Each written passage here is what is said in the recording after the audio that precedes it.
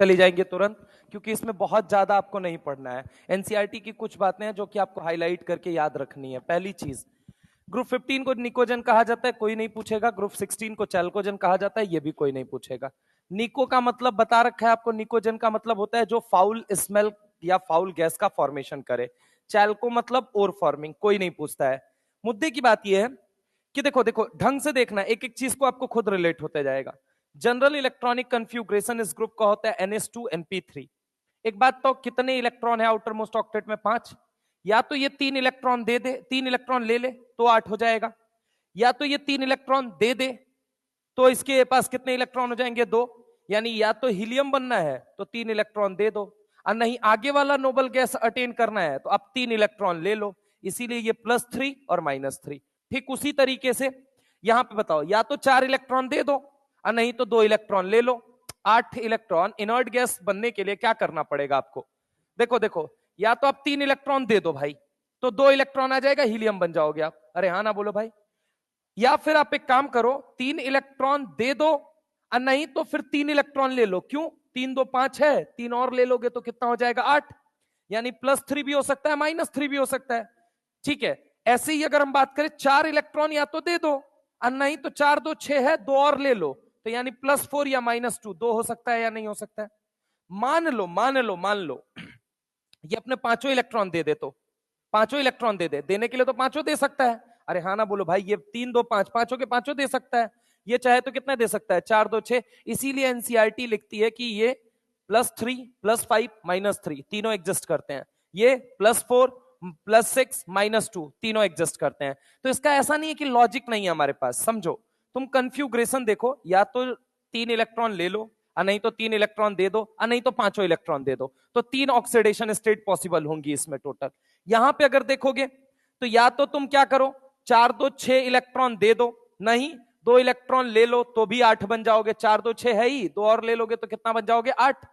अगर आप क्या करो, 4 आप निकाल के दे दो तो भी आप NH2 में क्या बनोगे? स्टेबल। अब ये NH2 वाली बात क्यों आ रही है, समझना। एक एक बात रिलेटेड है, बस एक ही कंफ्यूग्रेशन है, उससे सारी बात रिलेटेड है। कैसे? इनर्ट पेयर इफेक्ट का नाम सुने हो या नहीं सुने हो? ढंग से मुझे सोच के बताओ क्या होता है उसके अंदर। अंदर वाला जो NS इलेक्ट्रॉन होता है ये इनर्ट हो जाता है या नहीं हो जाता है? मान लो अगर ये इनर्ट हो गया तो बताओ ये कितने इलेक्ट्रॉन दे सकता है? 3। ये इनर्ट हो गया तो अच्छा, मान लो अगर इसको लेने के लिए कहा जाए तो कटोरा भरने के लिए कितने इलेक्ट्रॉन लेगा और ये कितने लेगा? तो इसीलिए -3 -2। अरे आना बोलो भाई। कुछ कुछ लोग ऐसे होते हैं जिनमें इनर्ट पेयर इफेक्ट नहीं लगता, जैसे कि लाइटर पी ब्लॉक एलिमेंट ऊपर वाले। अरे हाँ ना बोलो भाई, सल्फर में लगता है क्या कभी? आप मुझे बताइए, SF6 बनता है या नहीं बनता है? तो SF6 कब बनेगा? 6 का 6 इलेक्ट्रॉन यूज करेगा तब बनेगा, या कैसे बनेगा? तो कितना आ जाएगा उसके ऊपर चार्ज? कितना आ जाएगा उसके ऊपर चार्ज? +6। अच्छा, फॉस्फोरस पांचों का पांचों इलेक्ट्रॉन यूज करता है कि नहीं बॉन्ड बनाने के लिए? तो कितना आ जाएगा? +5। अरे हाँ ना बोलो भाई। अगर आपको फास्फोरस और सल्फर की इतनी चिंता है कि आप फास्फोरस और सल्फर के चक्कर में ये ऑक्सीडेशन स्टेट याद रख पा रहे हो, तो मैं आपसे एक बात और कहूंगा, बस एक चीज याद रखना कि +2 के अंदर मैं आपसे अभी बात करूंगा, टी जो होता है वो कितने में रहना चाहता है? +2। टेरिलियम जो होता है वो मैक्सिमम टाइम कितने में पाया जाता है? +2। टेरिलियम के लिए बस स्पेसिफिकली इसके लिए याद रखेंगे कि ये +2 में पाया जाता है। अब ये बात क्यों? क्योंकि एनसीईआरटी में ही एक बात लिखी गई है, TO2 इज ऑक्सीडाइजिंग एजेंट लिखा गया है, समझ रहे हो? तो वो बात समझाने के लिए मुझे ये बात कहनी पड़ रही है कि देखो, वेरिएबल ऑक्सीडेशन स्टेट कैसे निकालते हैं? 3 इफेक्ट के कंबाइंड इफेक्ट से आपने निकाला। एक तो नॉर्मल में कितना वो दे सकता है, कितना वो ले सकता है। इसके अलावा इनर्ट पेयर इफेक्ट को मद्देनजर रखते हुए आपने एक ऑक्सीडेशन स्टेट देखा। देखो 3 आ रहा है ना, ये इतना तो ले सकता है, इतना दे सकता है, इतना ले सकता है, इतना दे सकता है। ये किस लिए है? ये किस लिए है? ये तो हायर ऑक्सीडेशन स्टेट है ना, कि इतने में जाके ये मैक्सिमम बॉन्ड बनाता है। फॉर एग्जांपल, फॉस्फोरस +5 में PCl5 बनाता है, सल्फर +6 में SF6 बनाता है। क्लियर है? बस तो ये सब जनरल इलेक्ट्रॉनिक कन्फ्यूग्रेशन का लोचा है। कोवेलेंट रेडियस में कोई दिक्कत नहीं होती है भाई, नॉर्मल होता है। ठीक है, जैसे जैसे साइज बढ़ेगी, आप अगर देखेंगे वहां पे क्या नजर आएगा? शेल बढ़ेगा, शेल बढ़ेगा तो साइज बढ़ेगी, हाँ या ना? तो इसमें कोई दिक्कत नहीं है, इसमें दोनों में कॉमन बातें हैं। आ जाओ, आयनिक रेडियस की जब हम बात करते हैं तो आयनिक रेडियस में सुनना, यहां ओ सनी सेक्सी तेरा, कोई दिक्कत नहीं है। यहां नहीं पटेगी ऐश्वर्या से छोटा रेडियस किसका होता है? आपको पता है, केटायनिक रेडियस छोटा होता है, एनायनिक रेडियस बड़ा होता है। अरे हाँ ना बोलो भाई। कैटायनिक रेडियस छोटा, एनायनिक रेडियस बड़ा। अब सवाल उठता है कि आपने इनको कैटायन में क्यों लिखा? क्योंकि मेरे भाई नीचे जाओगे तो मेटेलिक कैरेक्टर बढ़ता है। क्या बढ़ता है? मेटेलिक। और मेटल कभी भी इलेक्ट्रॉन लेना नहीं पसंद करते हैं, मेटल हमेशा इलेक्ट्रॉन देना पसंद करते हैं। तो ओवरऑल जब आप साइज देखते हो आयनिक रेडियस में, हो सकता है आयनिक रेडियस का क्वेश्चन आपसे पूछ लिया जाए कि बताओ आयनिक रेडियस का ऑर्डर क्या होगा, तो नहीं पटेगी ऐश्वर्या सलमान बेड़ू से। लेकिन याद रखना ये दोनों किस कैटेगरी में आते हैं? मेटेलॉइड की कैटेगरी में आते हैं या मेटल्स की कैटेगरी में आते हैं ज्यादातर। ठीक है, तो ये इलेक्ट्रॉन लेना नहीं पसंद करेंगे, ये देना पसंद करेंगे। देंगे तो ये केटायन बनेंगे। केटायन की साइज क्या होती है? छोटी होती है। एनायन की साइज क्या होती है? बड़ी होती है। क्यों? क्योंकि न्यूक्लियस में अगर मान लो पॉजिटिव चार्ज बढ़ेगा तो वो आउटर मोस्ट इलेक्ट्रॉन को अपनी तरफ खींचेगा, और जब खींचेगा तो साइज सिकुड़ेगी या फैलेगी? ये बताओ। साइज सिकुड़ेगी। That is the reason. तो पहला डिफरेंस अगर आप देखोगे ना इन दोनों के बीच में, वो मेरे भाई आता है आयनिक रेडियस में। तो ये बात आपके लिए फिर इंपॉर्टेंट बन जाती है, क्योंकि देखो सवाल वहां से बनता है ना जहां पे कोई डिफरेंसेस हो। तो डिफरेंस अगर हम बात करें आयनिक रेडियस का, अगर दोनों का ऑर्डर देखेंगे तो ये अलग अलग आएगा। वहां पे ओ सनी सेक्सी तेरा पोस्ट कोई ऐसा दिक्कत नहीं है। यहाँ पे नहीं पटेगी ऐश्वर्या सलमान बिड़ू से। लेकिन याद रखिएगा इन दोनों का केटायनिक रेडियस लिया है और इनका एनायनिक रेडियस। तो पहला अंतर ये है। ठीक है, और इसके लिए कोई साइंस नहीं है, इसको आपको याद रखना ही पड़ेगा, ये इंपॉर्टेंट है। ये तो ये कहिए कि आपकी मदद मैं इतनी कर दूंगा कि मैं सब कुछ चुन के दे दूंगा आपको कि भाई यही यही याद करके जाना। हाँ, उतना पढ़ के जाओगे, मैं इतना गारंटी देता हूं। हालांकि ये सब नहीं पूछा जाएगा, ये मुझे भी पता है, जहां तक एक्सपेक्टेड है।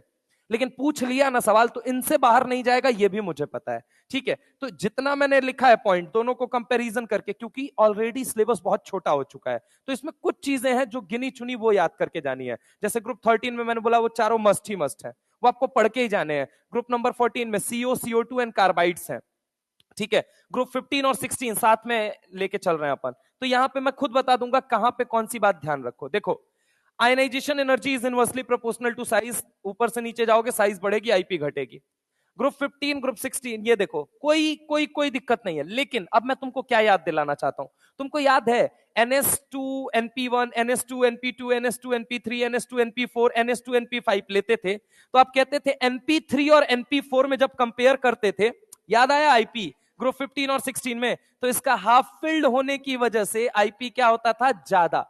तो वो पीरियड में पूछ सकता है। किस में पूछ सकता है? पीरियड में। आईपी के नाम पे जो सवाल बनेगा एक्सेप्शनल, वो कहां बनेगा? पीरियड में। देखो नीचे यहां तो कोई दिक्कत ही नहीं है, डाउन द ग्रुप दोनों जगह सेम है। डाउन द ग्रुप कोई दिक्कत नहीं है, साइज बढ़ रही है, आईपी घट रही है। लेकिन 15 और 16 में देखोगे तो ये बनता है NP3। ये क्या बनता है बोलो जल्दी? NP3। ये क्या बनता है बताओ फटाफट? NP3। और ये क्या बनता है भाइयों? NP4। अब आप मुझे बताओ कौन हाफ फिल्ड है, तो कहोगे सर NP3 हाफ फिल्ड है। इलेक्ट्रॉन निकालना कहां से मुश्किल है? NP3 से। इसीलिए पीरियड का सवाल हो सकता है यहां बना ले, इसलिए मैंने मार्क कर दिया। और मैंने कहा जितनी बातें मार्क की उतना पढ़ के जाना सिर्फ पी ब्लॉक में, उससे बाहर एक सवाल नहीं आएगा। ठीक है, तो यहां पे याद रखो कि NP3 का ज्यादा क्यों होता था। अब किसी को नहीं याद है तो बेटा वो तुम्हारी बहुत बड़ी दिक्कत है, तुम पीरियोडिक टेबल खोलो एक बार, है ना। और मैंने बताया NP3 हाफ फिल्ड होने की वजह से अपने जस्ट बाजू वालों से आईपी में डोमिनेट करता है। ठीक है, तो ये सवाल एक यहां से निकल सकता है, यहां से याद रखना, क्योंकि वो पहले भी इतिहास के पन्नों में इधर से सवाल पूछते रहे हैं। ठीक है, चौथे के बाद पांचवा, electron affinity. Electron affinity group 15, 16, 17 में अगर मैं तुमसे बात करूं, वैसे तो 15 से ज्यादा 16, 16 से ज्यादा 17 होता है इन जनरल। इनमें पीरियड की तो ये बात हो गई, लेकिन मेन बात पता है क्या होती है? ऑक्सीजन का अपने ग्रुप में याद करो, इलेक्ट्रॉन अफिनिटी सबसे पीछे बताया था। बताया था या नहीं बताया था? सनी सेक्सी तेरा पोज, ठीक है। और ऑक्सीजन सबसे पीछे आता है, ऑक्सीजन। और फ्लोरीन क्लोरीन में बताओ क्या बताया था? क्लोरीन आगे, फ्लोरीन पीछे, याद है ना? क्लोरीन का आगे होता है और फ्लोरीन का पीछे होता है। ये सब रीजन एक्सप्लेन कर चुका हूं, खैर उस पर हम नहीं जाते हैं। ग्रुप नंबर 15 में बताओ, नाइट्रोजन, फास्फोरस, एस, एसबी और बीआई, इसमें क्या होगा? फास्फोरस का ज्यादा और नाइट्रोजन का कम। इनफैक्ट नाइट्रोजन की इलेक्ट्रॉन अफिनिटी कितनी बताई थी? 0। 3 लोगों के 0 याद है कि नहीं याद है? 3 नहीं 4 लोगों की। बेरिलियम, मैग्नीशियम, नाइट्रोजन और इनर्ट गैसेस, इन चारों की इलेक्ट्रॉन अफिनिटी कितनी होती है? 0। कितनी होती है? 0। अरे भूल गए ना तुम लोग? याद नहीं है तुमको? सेकेंड पीरियड और उसका ऑर्डर भी बताया था। 213, 213, 213 कह रहा हूं सॉरी, 113, 311, भूल गए ना तुम लोग?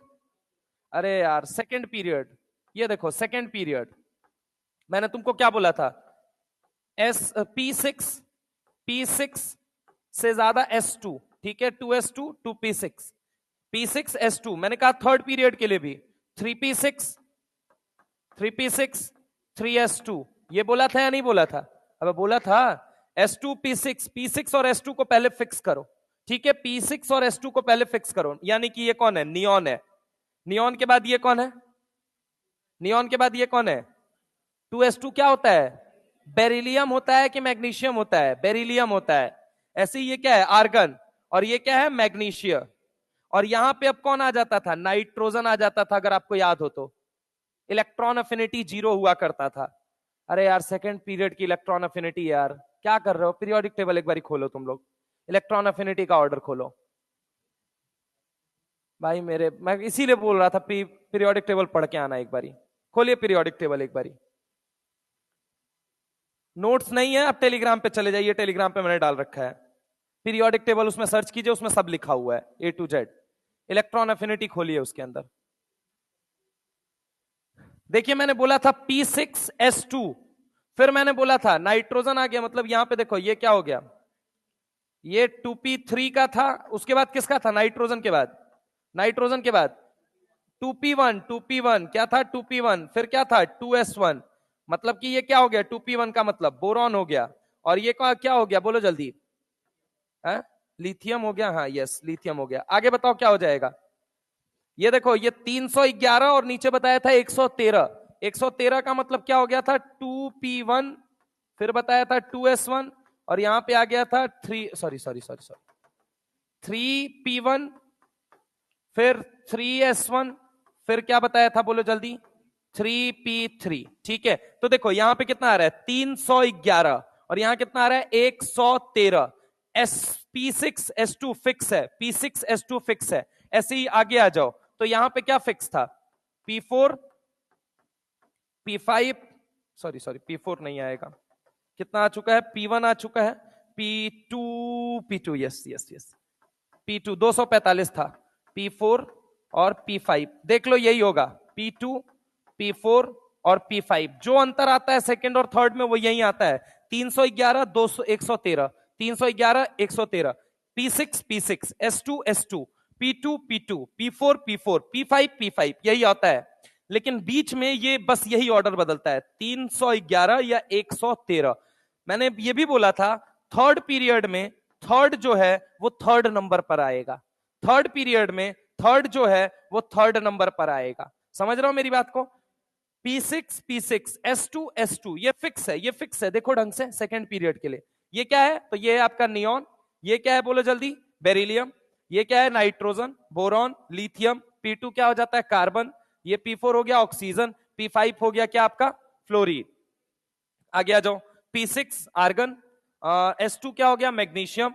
इस बार फास्फोरस नहीं आया है, क्योंकि फास्फोरस की इलेक्ट्रॉन अफिनिटी 0 नहीं होती है। यही बात मैं कहना चाहता हूं, ग्रुप 15 में इलेक्ट्रॉन अफिनिटी ऑफ नाइट्रोजन कितनी होती है, 0 होती है। समझ रहे हो मेरी बात को, इसलिए सवाल यहां से, और ये पहले पूछा भी जा चुका है आपको, मैं ये बता दूं, ग्रुप सेकेंड और ग्रुप थर्ड का तोड़ के ये पूछ लिया जाएगा कि भैया इलेक्ट्रॉन अफिनिटी का ऑर्डर बताओ। ये बात ऑलरेडी पीरियोडिक टेबल में बताई जा चुकी है, फिर से सुनिए ढंग से।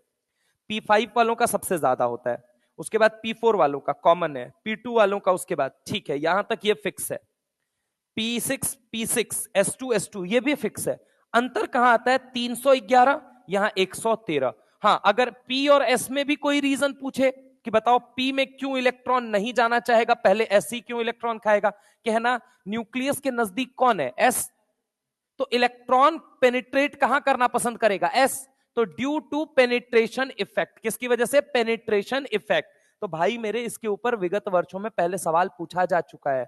मेन मुद्दे वाली बात क्या थी कि देखो फास्फोरस का, देखो फास्फोरस का इलेक्ट्रॉन अफिनिटी 0 नहीं है, नाइट्रोजन का इलेक्ट्रॉन अफिनिटी 0 होता है, तो कहा जाता है ग्रुप 15 का इलेक्ट्रॉन अफिनिटी ऑफ नाइट्रोजन कितना होता है, 0। इसके अलावा दूसरा सवाल अगर आपसे बनाता है, या तो यहां से वो क्वेश्चन बना ले इलेक्ट्रॉन अफिनिटी के ऊपर, या तो वो सवाल, ये वाली बात तो खैर पूछेगा नहीं कि नाइट्रोजन का 0 होता है या क्या होता है, लेकिन आपको पता होना चाहिए किसका किसका 0 होता है, बेरिलियम, मैग्नीशियम, इनर्ट गैसेस और नाइट्रोजन, इनका इलेक्ट्रॉन अफिनिटी वैल्यू ऑलमोस्ट कितना होता है? 0। यानी कि वो या तो यहां से सवाल पहला बनाए इलेक्ट्रॉन अफिनिटी के ऊपर, नहीं तो दूसरा सवाल ये बनाएगा। इसके अलावा उसके पास कोई सवाल ही नहीं है। आप बताओ, मुझे कोई सवाल नहीं है। तो दो सवाल आप याद रखना, पीरियोडिक टेबल से या तो आप मुझसे कोई ऑर्डर में एक छेड़खानी कर सकते हो, आप मुझे दे दोगे क्या कि नाइट्रोजन दे दिया, बोरॉन दे दिया, लिथियम दे दिया, कार्बन दे दिया, बोला कि इलेक्ट्रॉन अफिनिटी के ऑर्डर में जमाओ, तो कार्बन का सबसे ज्यादा होगा, देन लिथियम का होगा, देन बोरॉन का होगा, देन नाइट्रोजन का होगा। दूसरा ऑर्डर आप मुझे क्या दे दोगे? नाइट्रोजन दे दोगे, कार्बन दे दोगे, ऑक्सीजन दे दोगे, फ्लोरीन दे दोगे। मैं कहूंगा फ्लोरीन का ज्यादा है, देन उसके बाद ऑक्सीजन का है, देन उसके बाद कार्बन का है, देन उसके बाद नाइट्रोजन का है। अरे हाँ ना बोलो भाई, पक्की बात है। क्योंकि आईपी में कौन डोमिनेट करता है? नाइट्रोजन ऑक्सीजन पे। लेकिन ईए में कौन डोमिनेट करता है? ऑक्सीजन नाइट्रोजन पे। इसलिए आईपी से अगर वो सवाल बनाएगा तो ईए से ये सवाल भी बना सकता है। बात समझ में आई या नहीं आई? फिर से देख लो इधर, मैंने अभी आपको बताया, मैंने कहा ना ग्रुप 15 यानी नाइट्रोजन डोमिनेट करेगा किस पे? ग्रुप 16 यानी ऑक्सीजन पे। उसने बोल दिया इलेक्ट्रॉन अफिनिटी में बताओ क्या होगा? ऑक्सीजन डोमिनेट करेगा किस पे? ग्रुप 15 पे। बात समझ में आई? तो दो तीन सवाल पकड़ो, देखो सवाल क्या क्या वो तुमसे पूछ सकता है। और ऐसा उसने पूछ रखा है, पीवाईक्यूज खोल के देख लेना। उसने पूछ रखा है nitrogen oxygen nitrogen oxygen carbon और फ्लोरीन दे दिया, बोला compare the electron affinity order, compare the ionisation potential order, compare the electronegativity order. इसमें से कुछ भी पूछ लेगा वो, समझ रहे हैं? तो याद रखिएगा, नाइट्रोजन ऑक्सीजन पे डोमिनेट करता है, किसमें? आईपी में। लेकिन इलेक्ट्रॉन अफिनिटी में ऑक्सीजन डोमिनेट करता है किस पे? नाइट्रोजन पे। और डीप जाके सवाल बनाया तो वो क्या बना लेगा? जैसे आईपी में सेकेंड पीरियड के 4 एलिमेंट उठा लेगा, बोलेगा इसमें कंपेयर करो। ऐसे ही यहां पे सेकेंड और थर्ड पीरियड के 4 एलिमेंट उठा लेगा, कहां पे? ग्रुप नंबर 15 और ग्रुप नंबर 16 के, और बोलेगा कंपेयर कीजिए। तो कंपेयर करेंगे तो आपको पता होना चाहिए कि देखो ग्रुप नंबर 16 ग्रुप नंबर 15 पर, ग्रुप नंबर 16 ग्रुप नंबर 15 पर दोनों जगह सेकेंड और थर्ड पीरियड दोनों जगह डोमिनेट कर रहा है।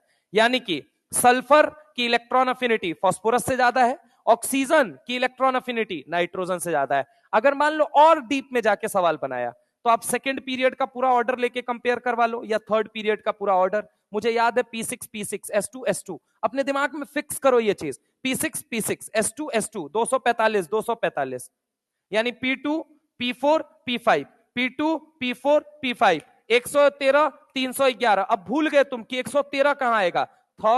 थर्ड पीरियड में थर्ड नंबर पर आएगा। बस एक लाइन मेरी याद रखो, थर्ड पीरियड में थर्ड नंबर पे 113। अब काफी लोग गलती दूसरी करेंगे, मैं बता देता हूं। वो S1 और P1 ये रहा और S1 ये रहा, वो इसमें कंफ्यूज होंगे P1 पहले आएगा या S1 पहले आएगा। तो सुनो, न्यूक्लियस के नजदीक कौन रहता है? इलेक्ट्रॉन खाने की बारी आएगी तो कौन जल्दी खाएगा? तो S1 का इलेक्ट्रॉन अफिनिटी ज्यादा होगा, यानी S1 बाद में आएगा, P1 पहले आएगा। क्योंकि यहीं पे कंफ्यूज हो गए तुम। समझो ना कि ये तो 62 जो है, 62 जो है ये तो किसी को नहीं परेशान करेगा, 245 भी किसी को परेशान नहीं करेगा। परेशान पहली चीज करेगा कि तुम ये भूलोगे 113 कहां लगेगा, 311 कहां लगेगा। चलो तुमने वो याद भी रख लिया, तो दूसरा कंफ्यूजन तुमको ये हो सकता है कि S1 है या P1 पहले है। तो हमेशा दो लॉजिक समझो, तीसरा तीसरे में तीसरे नंबर पर आएगा, बस ये लाइन कहीं लिख लो, तीसरा तीसरे में तीसरे नंबर पर आएगा, लिख लो कहीं कॉपी के अंदर, तीसरा थर्ड में थर्ड नंबर पर आएगा।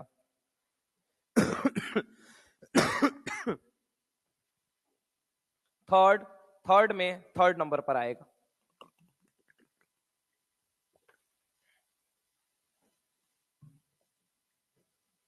थर्ड में थर्ड नंबर पर आएगा।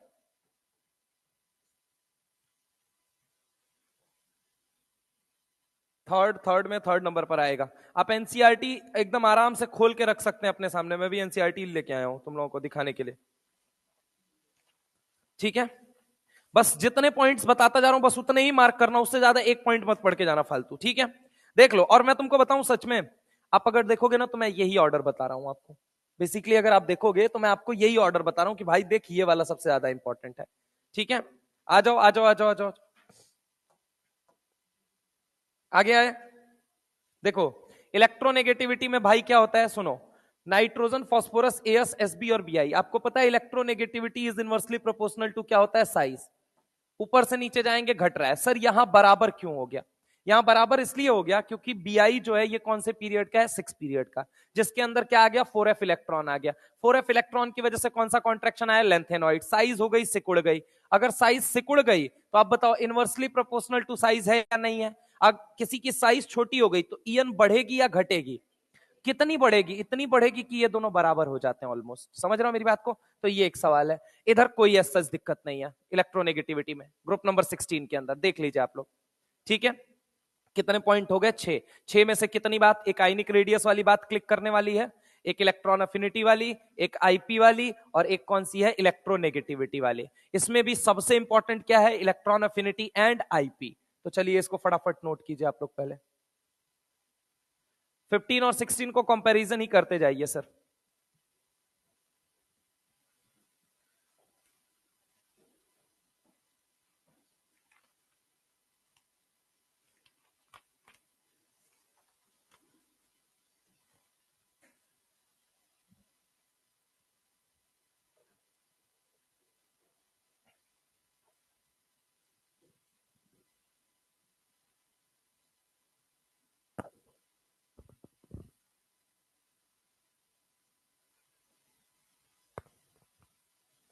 देखो ना, मैंने तुमको वहीं से किया है यार, ये देखो ना, ये टॉपिक पढ़ोगे ना तुम।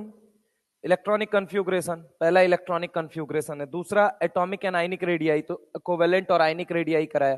तीसरा आईपी कराया है। ठीक है, आईपी के बाद आप उठा के देख लीजिए। अभी इसमें आएगा फिजिकल इलेक्ट्रोनेगेटिविटी के बाद फिजिकल एंड केमिकल प्रॉपर्टी। ये नोट कीजिए पहले। बस ये याद रखो, वेरिएबल ऑक्सीडेशन स्टेट आता है। नॉर्मल नॉर्मल सी बात है। देखो तुमको ये मार्क करके रखना पड़ेगा क्या पढ़ना है क्या छोड़ना है। कोवेलेंट रेडियस है, सिंपल सी बात है, नीचे जाने पे साइज बढ़ेगी तो वो साइज बढ़ेगी तो रेडियस बढ़ेगा। अब ये याद रखने वाली बात थोड़ी है। इसको याद रखता है कोई बच्चा? थोड़ा मूर्ख है वो। तुम तो ये याद रखो कि लॉजिक क्या होता है। ये वेरिएबल ऑक्सीडेशन स्टेट दिखाते हैं, क्यों दिखाते हैं, क्या लॉजिक क्या कहना चाहता है, ये सब एग्जाम में नहीं पूछा जाता है। ये सब आपके बेसिक अंडरस्टैंडिंग के लिए आपको पता होना चाहिए, ताकि आप सवाल उसके कर पाए आसानी से। ये नहीं कि आप इसको भी रट रहे हो, नहीं पूछा जाएगा कभी भी ये। बस हाँ, ये पूछ दिया जा सकता है, किसी स्टेटमेंट में डाल दिया जा सकता है कि बताओ ग्रुप नंबर 16 एलिमेंट जो है वो वेरिएबल ऑक्सीडेशन स्टेट शो करते हैं, क्या ये वही ऑक्सीडेशन स्टेट है? तो जवाब है हाँ। आपको याद है डी ब्लॉक के एलिमेंट भी वेरिएबल ऑक्सीडेशन स्टेट। अब इंपॉर्टेंट लाइन बताऊं क्या लिखी हुई है डी ब्लॉक में? The variability of oxidation state of transition element with non transition element. याद है डी ब्लॉक के अंदर? वो लाइन इंपॉर्टेंट है ज्यादा, वो ज्यादा इंपॉर्टेंट लाइन है, एग्जाम ओरिएंटेड वो लाइन है। इसीलिए वो सारी बातें कह रहा था आज और कल। उसके बाद आ जाना आप लोग उससे, थर्सडे से चालू करेंगे आईयूपीएससी चालू करेंगे, कोऑर्डिनेशन के आईयूपीएससी चालू करेंगे। ठीक है, सीएफटी वापस पूरा, और वो क्या कहा जाता है आइसोमेरिज्म, वो निपटा के फिर अपना क्या ही बचेगा, कोऑर्डिनेशन का रिवीजन, और मतलब वो किसमें? नहीं नहीं नहीं नहीं, पहले तो पूरा एक बार तो पूरा पढ़ाऊंगा ना भाई, एक बार तो पूरा बताना पड़ेगा आप लोगों को। देखो मैं ये कह रहा हूं ना कि ये चैप्टर, देखो सॉल्ट एनालिसिस पूरा करा दिया है। अब सॉल्ट एनालिसिस में तो लोग गद्दारी कर रहे हो, मुझे ये भी पता है। तो करो, मतलब देखो जो नहीं करेगा उसके नंबर आएंगे, जो करेगा नंबर नहीं आएंगे। मैं एक बात बता दे रहा हूं, तो गद्दारी करो। पी ब्लॉक में देखो यार, बहुत ज्यादा कुछ नहीं कर सकता मैं, पी ब्लॉक में आपको करना पड़ता है थोड़ा, और वो धीरे धीरे करके होता है। कुछ चैप्टर्स ऐसे होते हैं जो आपको ये समझना पड़ता है कि हमको ये 7-8 दिन में कंप्लीट करना है। 7-8 दिन में कंप्लीट करने का मतलब आप ज्यादा नहीं, उसके लिए 1 घंटा निकालिए, और 1 घंटा निकाल के उसको देखिए, 7-8 दिनों में वो तैयार हो जाता है। सॉल्ट एनालिसिस ऐसा चैप्टर नहीं है, सॉल्ट एनालिसिस 2-3 घंटे लगाओ खत्म। इसके बाद पी ब्लॉक, चलिए साथ में हो गया। कोऑर्डिनेशन में कराऊंगा शुरू से, ताकि आपका रिवीजन भी हो जाए और वो जो टॉपिक पेंडिंग है वो भी कंप्लीट हो जाए। रेस्ट बचा अपना कौन सा? P block and sorry periodic table and chemical bonding.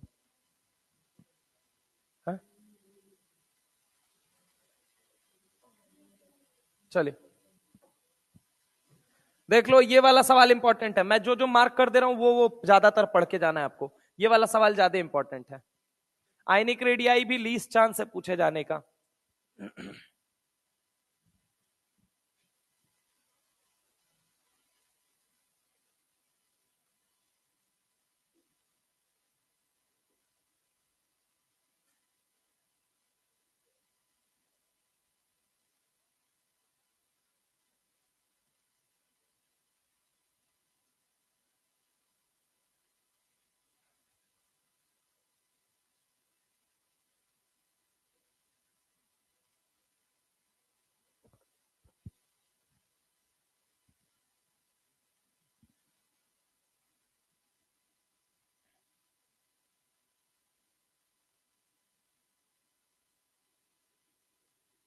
अच्छा, तुम लोगों का कौन कौन सा टॉपिक कमजोर है? हमको ओवरऑल ऑर्गेनिक इनऑर्गेनिक मिला के बताओ। हाँ, हाइड्रोकार्बन और हाँ, बायोमोलिक्यूल्स हुआ नहीं है।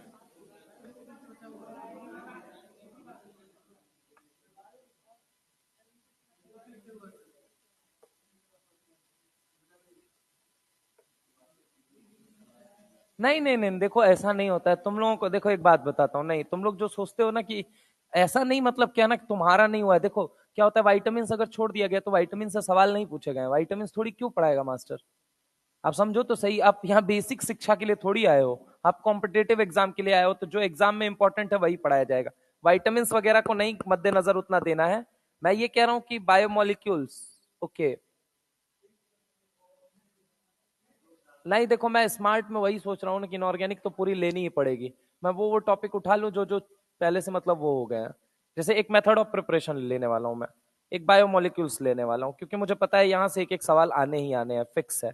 ठीक है, सॉल्ट एनालिसिस है, एक सवाल फिक्स है। पी ब्लॉक करो ना करो, बहुत ज्यादा दिक्कत होती है इसको। इतना जितना इधर टाइम इन्वेस्टमेंट दोगे, उधर उधर दो। मतलब अभी ये नहीं है कि अभी पढ़ना छोड़ दे सर फिर छोड़ो। समझ रहे हो? जैसे मैं बता रहा हूँ कि टाइम देने की बात होती है, प्रायोरिटाइज करने की।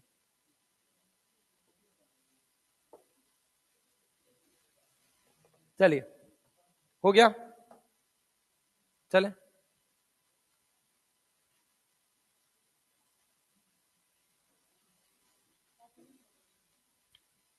ऑफलाइन भी तो कुछ ना कुछ तो कराएंगे यार, ऐसा थोड़ी छोड़ देंगे।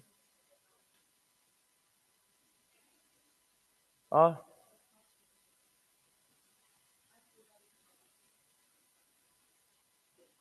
चलो,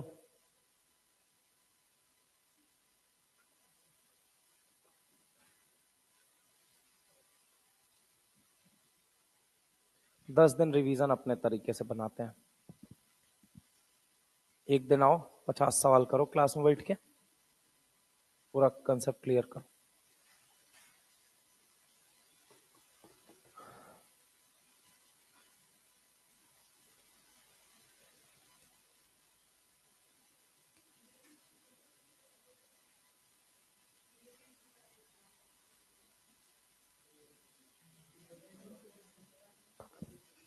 हम इतना बार हम मतलब इतना मेहनत करके उस वो किए थे ना कि मतलब मैंने कभी ट्रिक ही नहीं बनाई। तुम हमसे रैंडम पूछो, और मैं सही बता रहा हूँ, मैंने कोई ट्रिक नहीं बनाई है।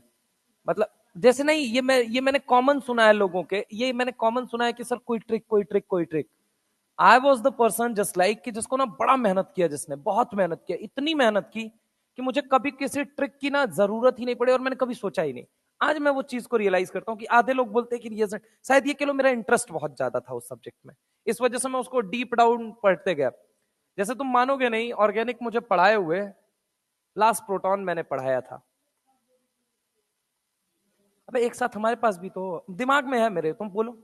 प्रोटॉन में लास्ट ऑर्गेनिक पढ़ाई थी, लेकिन अभी भी अगर मुझसे ऐसे सवाल कोई फेंक देना, तो दिमाग इतना तेज है, मतलब टचवुड, कि वो दिमाग कर देगा वो सवाल। बाद में जाके मुझे रियलाइज होगा कि अच्छा ये रिएजेंट भी ऐसा था। मुझे याद है कि तुम लाइन से बोलोगे, मैं लाइन से पूरा रिएजेंट बोल सकता हूँ, इतनी मैंने मेहनत की थी। मतलब एनसीईआरटी के किस कॉर्नर पे कौन सी बात लिखी हुई है, पूरा स्कैंड था दिमाग के अंदर। अच्छा इस कॉर्नर, तो शायद इसलिए कभी ट्रिक विक बनाई नहीं, ऑर्गेनिक में कभी नहीं ट्रिक बनाई, तो मेरे पास ऐसा ट्रिक तो नहीं है। But yes, I will do my level best. जैसे मैं थोड़ी बहुत करता रहता था, सीजेपी जिंदाबाद, मतलब कॉलिन जॉन्स पायरिडीन, मतलब एक साथ जो हो। क्योंकि मैं तुमको बताऊं, ट्रिक से सवाल हो जाता है, यस बिल्कुल सही बात है, लेकिन नहीं नहीं नहीं नहीं, नहीं मैं बताऊं कि आज के दौर का जो सवाल है ना, वो ट्रिक से हो जाता है, सच बात ये है। सच बात यही है कि एनसीईआरटी का डायरेक्ट सवाल आता है, वो हो जाता है। हम लोगों के दौर में ऐसा नहीं था। हम लोगों के दौर में पता है क्या था, मैकेनिज्म अंटिल और अनलेस आपको नहीं आती है, सवाल अगर घुमा दिया तो हम लोगों को बार बार प्रेशराइज किया जाता, टीचर भी बोलता था मैकेनिज्म मैकेनिज्म मैकेनिज्म मैकेनिज्म। तो वो मैकेनिज्म करते करते करते करते कहीं ना कहीं इस बार आसार है कि देखो पेपर का लेवल थोड़ा उठे और मैकेनिज्म बेस्ड क्वेश्चन आए। अभी क्या कर रहे हैं वो लोग, एनसीईआरटी का एज इट इज रिएक्शन देते रहे। लेकिन क्या होता था कि जैसे केसेस होते थे, अब जैसे तुम्हारा दिया हुआ है पीएच 4 से 6 लिया जाता है, 4 से कम ले लूंगा तो क्या हो जाएगा? और 6 से ज्यादा ले लूंगा तो क्या हो जाएगा? हम लोगों के टाइम पे सवाल ये था, वो नहीं पूछता था कितना पीएच लेना है। आज के दौर का सवाल क्या है? पीएच कितना लेना है, कौन सी रिएक्शन में प्रोडक्ट क्या बनेगा। उस समय क्या था? 4 से कम ले लिया तो क्या। उसी एनसीईआरटी ने लिखा है कि आपकी इलेक्ट्रोफिलिसिटी बर्बाद हो सकती है, तो वो ये सवाल पूछता था हम लोगों से। क्या चीज? इलेक्ट्रोफिलिसिटी बर्बाद हो जाती है। अगर पीएच 6 से ज्यादा ले लोगे तो न्यूक्लियोफिलिसिटी बर्बाद हो जाएगी। ये बात लिखी हुई है एनसीईआरटी के अंदर। चलिए एनीवे, हो गया ये वाला इलेक्ट्रोनेगेटिविटी।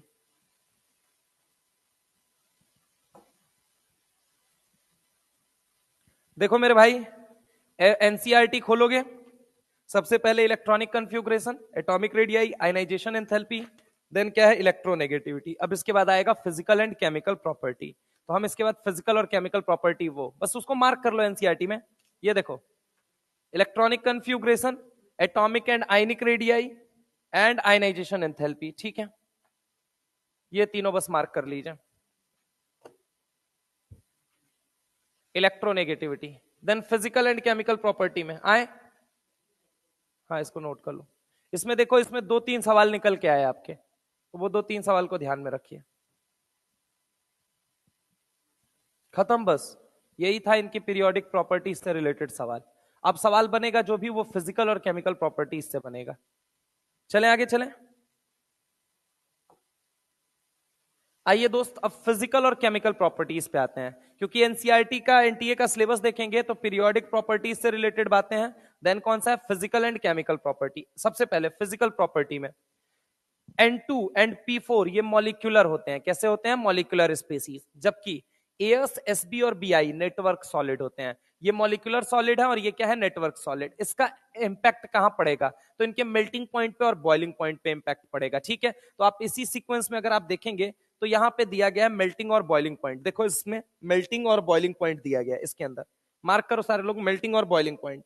इसमें की कोई बात नहीं छोड़नी है भाई, ये जो बॉक्स में बना रखा है, क्योंकि ये सार होता है सब चीजों का। डाटा नहीं याद रखना है, सीक्वेंस याद रखना है। जैसे मेल्टिंग पॉइंट अगर आप देखोगे, सबसे ज्यादा किसका दिख रहा है? सबसे ज्यादा अगर आप देखोगे तो एएस का दिख रहा है मेल्टिंग पॉइंट, सबसे ज्यादा एएस। देन किसका दिख रहा है ये मुझे बताओ? एएस के बाद किसका दिख रहा है? एसबी। एएस के बाद एसबी, देन किसका दिख रहा है? बीआई। बीआई का कितना? 544। उसके बाद किसका दिख रहा है? फास्फोरस का कितना है? 317। और नाइट्रोजन का कितना है? अब देखो मुझे ये नहीं पता ये ऑर्डर कैसे आया, लेकिन मुझे इतना जरूर पता है कि नाइट्रोजन और फास्फोरस शायद मॉलिक्यूलर सॉलिड हैं, तो उनके अंदर इतना जाइंट नेटवर्क नहीं हो और उनको मेल्ट कराना आसान हो, इसलिए नाइट्रोजन और फास्फोरस पीछे हैं।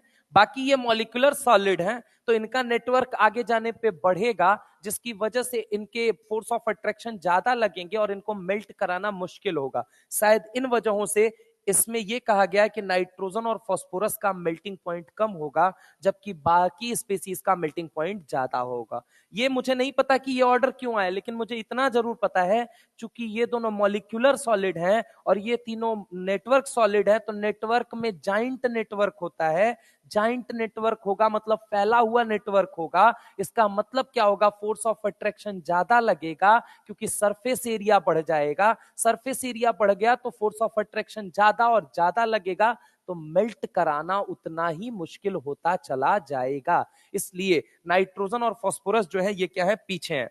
अब देखो बॉइलिंग पॉइंट में अगर देखोगे तो बॉइलिंग पॉइंट में सबसे हाईएस्ट कौन आ रहा है? कौन आ रहा है? बोलो जल्दी। एसबी। उसके बाद से कौन? एसबी आ रहा है या बिस्मथ आ रहा है? एसबी। एसबी के बाद कौन आ रहा है? बीआई। बीआई के बाद कौन आ रहा है? एएस। और सबसे पीछे कौन आ रहा है? नाइट्रोजन। यानी कि इसको याद रखने का तरीका सुनो सुनो सुनो सुनो। ये देखो, ये किसका ऑर्डर हो गया? Melting point. जस्ट डायगोनली आपको कुछ नहीं करना है, आपको पकड़ लेना है बस। नाइट्रोजन को नाइट्रोजन की जगह रखो, फास्फोरस को फास्फोरस की जगह, क्योंकि ये मॉलिक्यूलर सॉलिड है। मॉलिक्यूलर सॉलिड है, थोड़े कमजोर सॉलिड है, मेल्ट कराना बॉयल कराना आसान है। ये नेटवर्क सॉलिड है। अब इनमें क्या होता है? कुछ मत करना, डायगोनली प्लेस करना। बीआई है ना, बस डायगोनली आगे बढ़ा दो। एसबी है ना, बस डायगोनली आगे बढ़ा दो।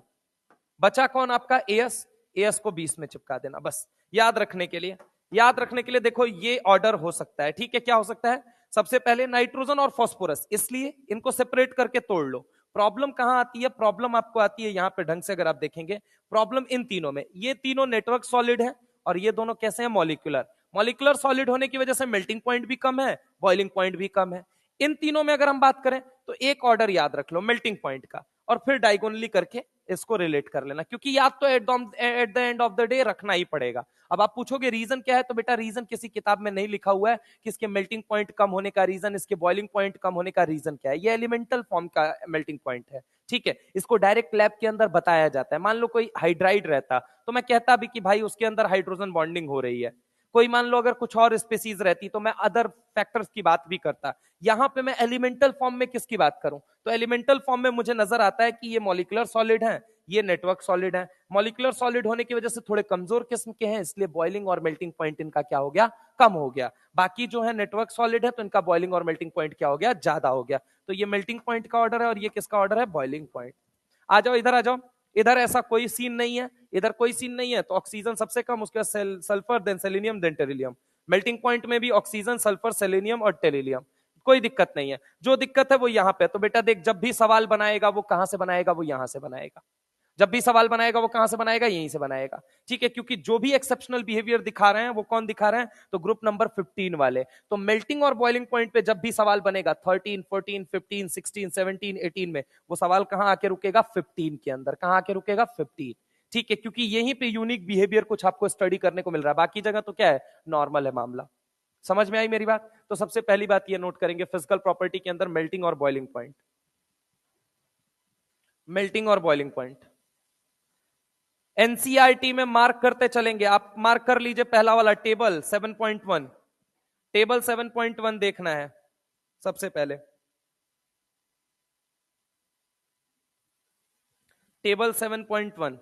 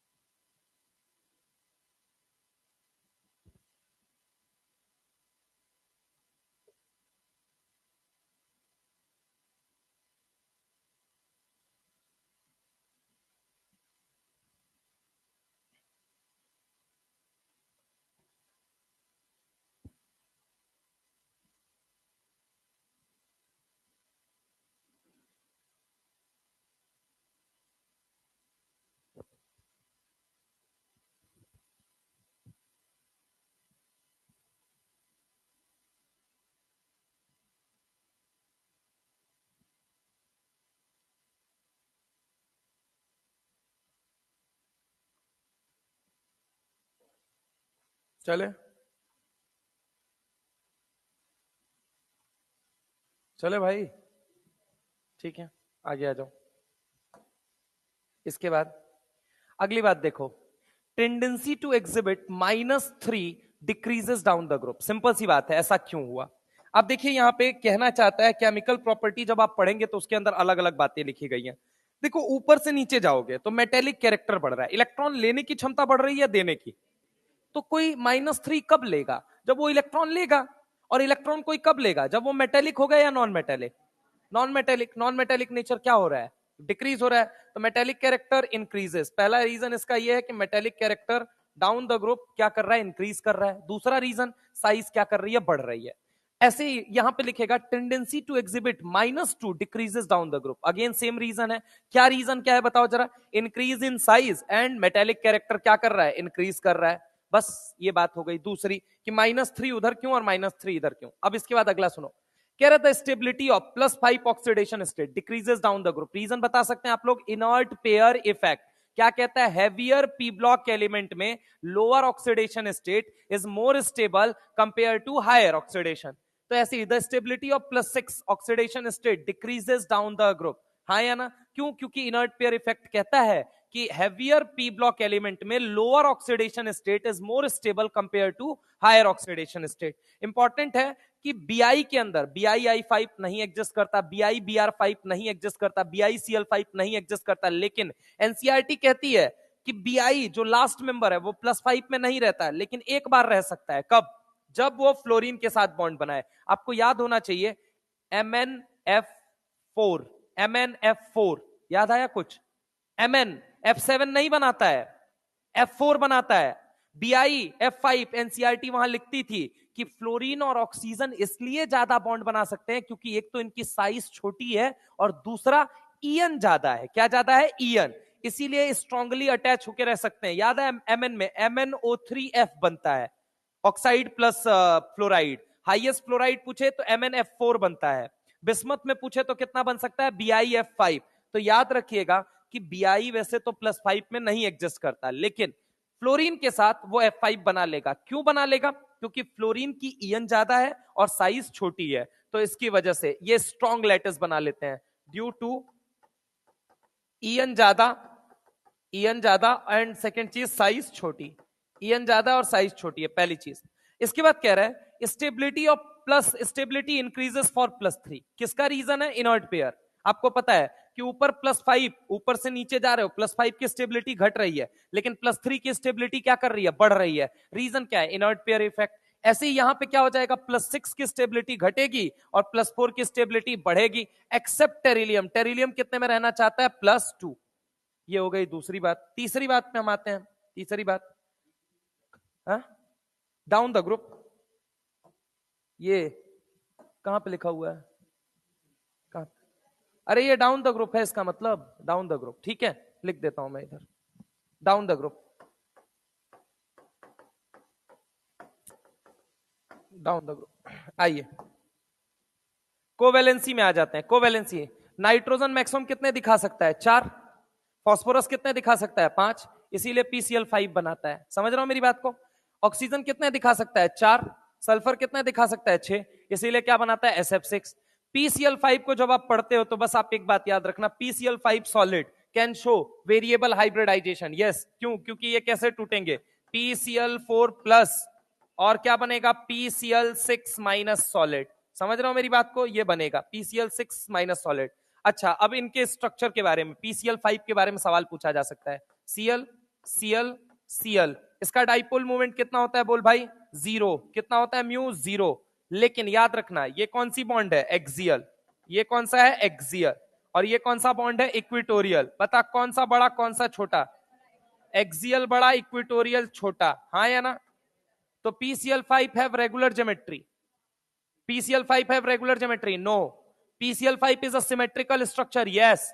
Plane of symmetry है, इसलिए it is symmetrical, but it does not have regular geometry. Why? Both the bond lengths are different. अरे हाँ ना बोलो भाई। और ये सवाल कहाँ दिया गया है? ये देखो एनसीईआरटी में। आ जाओ, मैं तुमको बता देता हूँ। ये देखो PCl5। बस PCl5 के बारे में कितनी लाइन पढ़नी है वो यहाँ लिखा हुआ है। ये देखो, ये देखो, मैं दिखा देता हूँ। ये मेल्टिंग पॉइंट, ये देखो यहाँ पे, ये ग्रुप 15 का पहला पेज, दूसरा, तीसरा, चौथा, पांचवा, छठा, सातवां, आठवां, 9th 10th 11 12 13 14। 14 वाले पे आ जाओ। ये देखो, ये वाला, ये वाला, ये वाला, ये वाला। इन गैसियस, ये वाली लाइन मार्क कर लो। इन गैसियस और liquid phase it has trigonal bipyramidal structure. The 3 equatorial PCl bond are equivalent, while 2 axial PCl bond are longer than equatorial bond. This is due to the fact that axial bond pairs suffer more repulsion as compared to equatorial. ये वाली बात आपको याद रख लेनी है। देखो 100 202 picometre दिया गया है, एक को 240 पिकोमीटर दिया गया है। आप ढंग से देख लीजिए। समझ रहे हो मेरी बात को? बात समझ में आई या नहीं आई?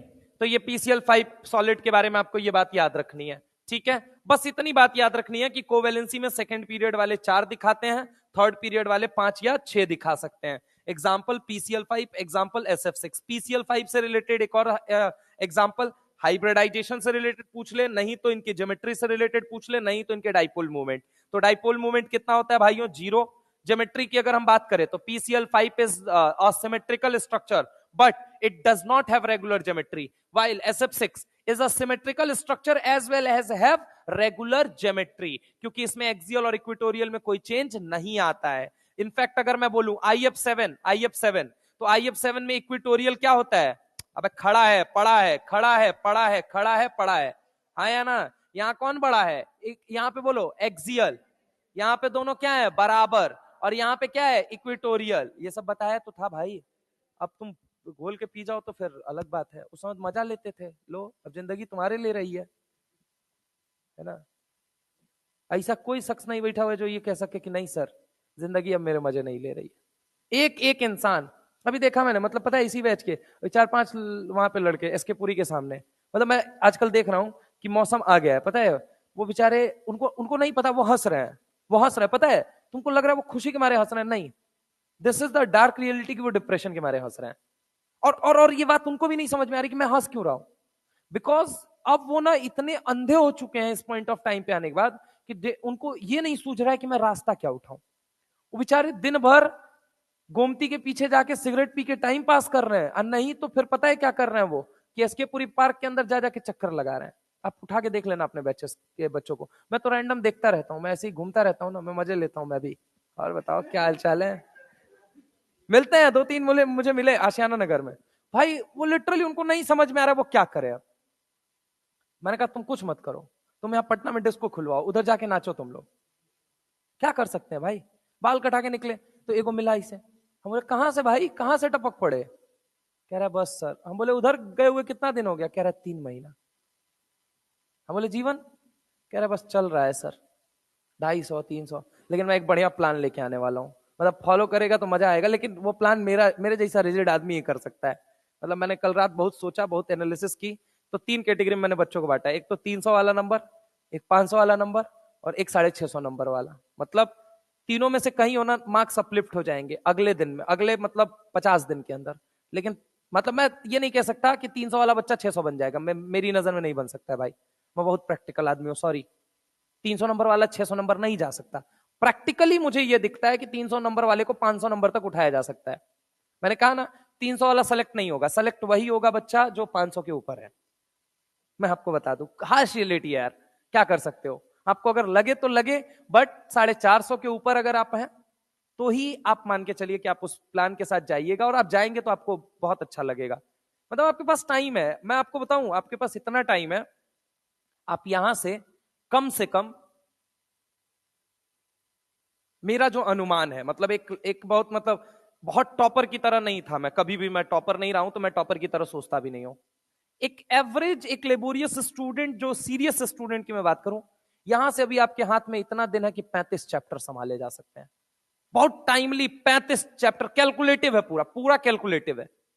1 मिनट भी अगर तुम्हारा गया तो ऐसा नहीं है कि 35 चैप्टर की रेस से बाहर हो जाओगे, नहीं, इसमें फ्लेक्सिबिलिटी बहुत है। 35 चैप्टर ऐसे हैं अगर वो बच्चा चुन लेना, मैं बता रहा हूं अगले 50 दिन में वो गेम बदल लेगा।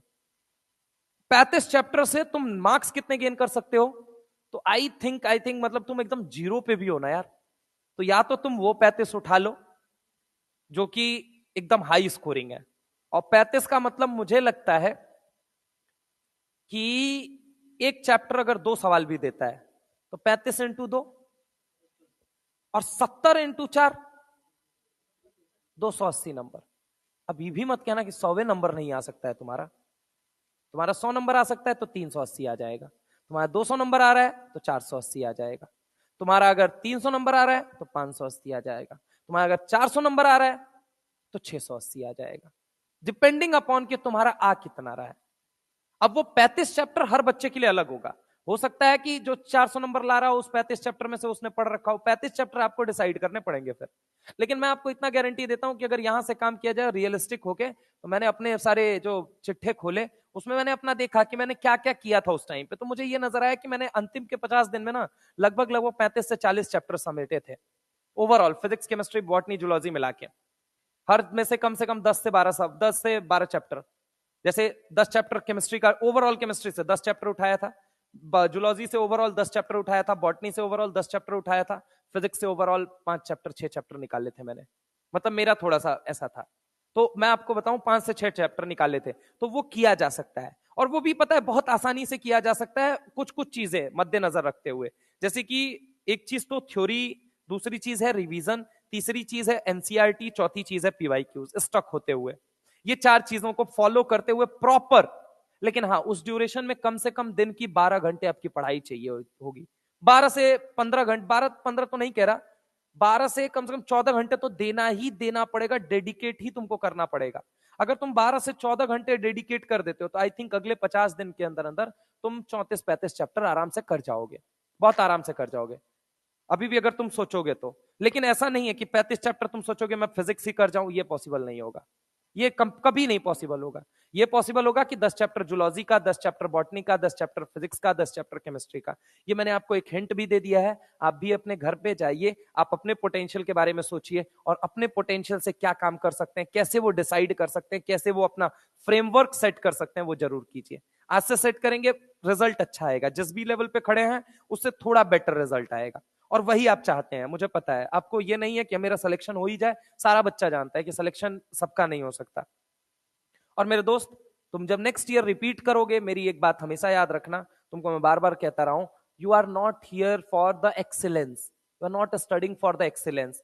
अगले साल जब भी आप तैयारी करें, मेरी एक सजेशन लेके जाना, क्योंकि इतने सजेशन तुमने माने नहीं, उसका नेट रिजल्ट आपके सामने। एक सजेशन फिर से दे रहा हूं कि लाइफ में अगर फेल हो जाओ तो वापस किसी भी कॉम्पिटिटिव एग्जाम को जब पढ़ना ना, एक्सीलेंस के लिए कभी मत पढ़ना, काम के लिए पढ़ना सिर्फ।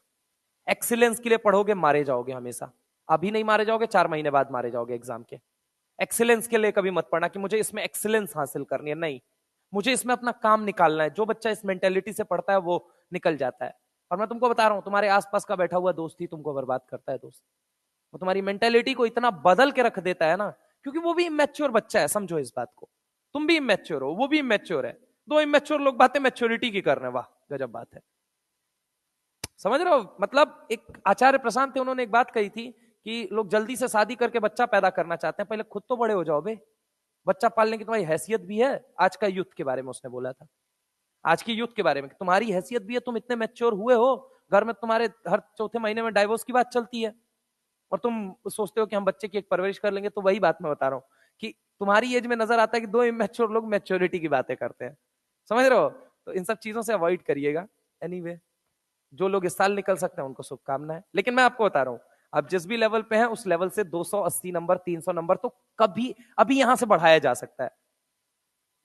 कल से हो सकता है गेम चेंज हो जाएगा फिर से, क्योंकि कल आ जाएगी आपकी 4 मई, सॉरी 4 मार्च। मैं डरा नहीं रहा हूं, मैं बता रहा हूं। आ जाओ, एनामोलस बिहेवियर। ऑक्सीजन है, नाइट्रोजन है, ऑक्सीजन और नाइट्रोजन का एनामोलस का मतलब क्या होता है? अभिन्न बिहेवियर। अभिन्न मतलब अपने ग्रुप में नॉर्मल लोगों से एकदम मतलब अलग होंगे, चाहे वो, अगर मैं बात करूं बोरॉन हो, चाहे अगर मैं बात करूं कार्बन हो, चाहे अगर मैं बात करूं नाइट्रोजन हो, चाहे मैं बात करूं ऑक्सीजन हो, चाहे वो फ्लोरीन हो। अगर हम बात करते हैं इनमें से किसी के लिए, ये अपने रेस्पेक्टिव ग्रुप के मेंबर से अलग होते हैं। क्यों?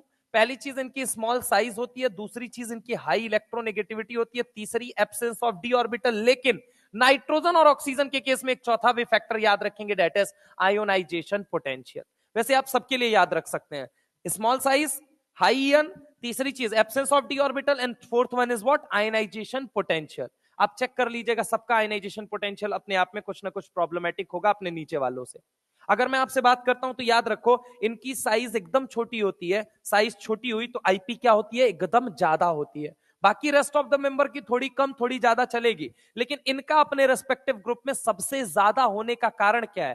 पहली चीज साइज छोटी, दूसरी चीज ईएन जो है वो कैसी है? बहुत ज्यादा है। तीसरी चीज absence of D orbital, D orbital presence नहीं है, इसलिए ये 4 से ज्यादा बॉन्ड नहीं बना सकते हैं, इसलिए इनके ग्रुप के अदर मेंबर 4 से ज्यादा बॉन्ड बनाते हुए पाए जाते हैं, लेकिन ये नहीं बनाते हैं। फॉर एग्जाम्पल बी, यहां पे देखो, यहां पे पहला सवाल कि BF6-3 नहीं बनता है, जैसे कि CF6-2 नहीं बनता है, जैसे कि अगर मैं बात करूं NCl5 नहीं बनता है, जैसे कि अगर मैं बात करूं OF6 नहीं बनता है।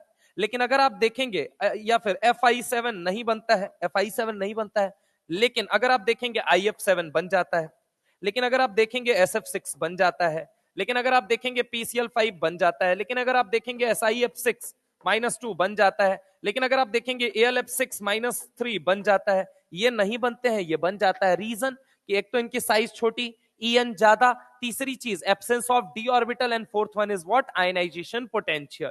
ये देखिए, ये दोनों कहां दिए गए हैं? ग्रुप नंबर 13 पी ब्लॉक में। ये दोनों कहां दिए गए हैं? Group number 15। ये वाला जो है ये केमिकल बॉन्डिंग में पढ़ाया जाता है, ऐसा कहीं लिखा नहीं गया है, ऐसा कहीं लिखा नहीं गया, बता देता।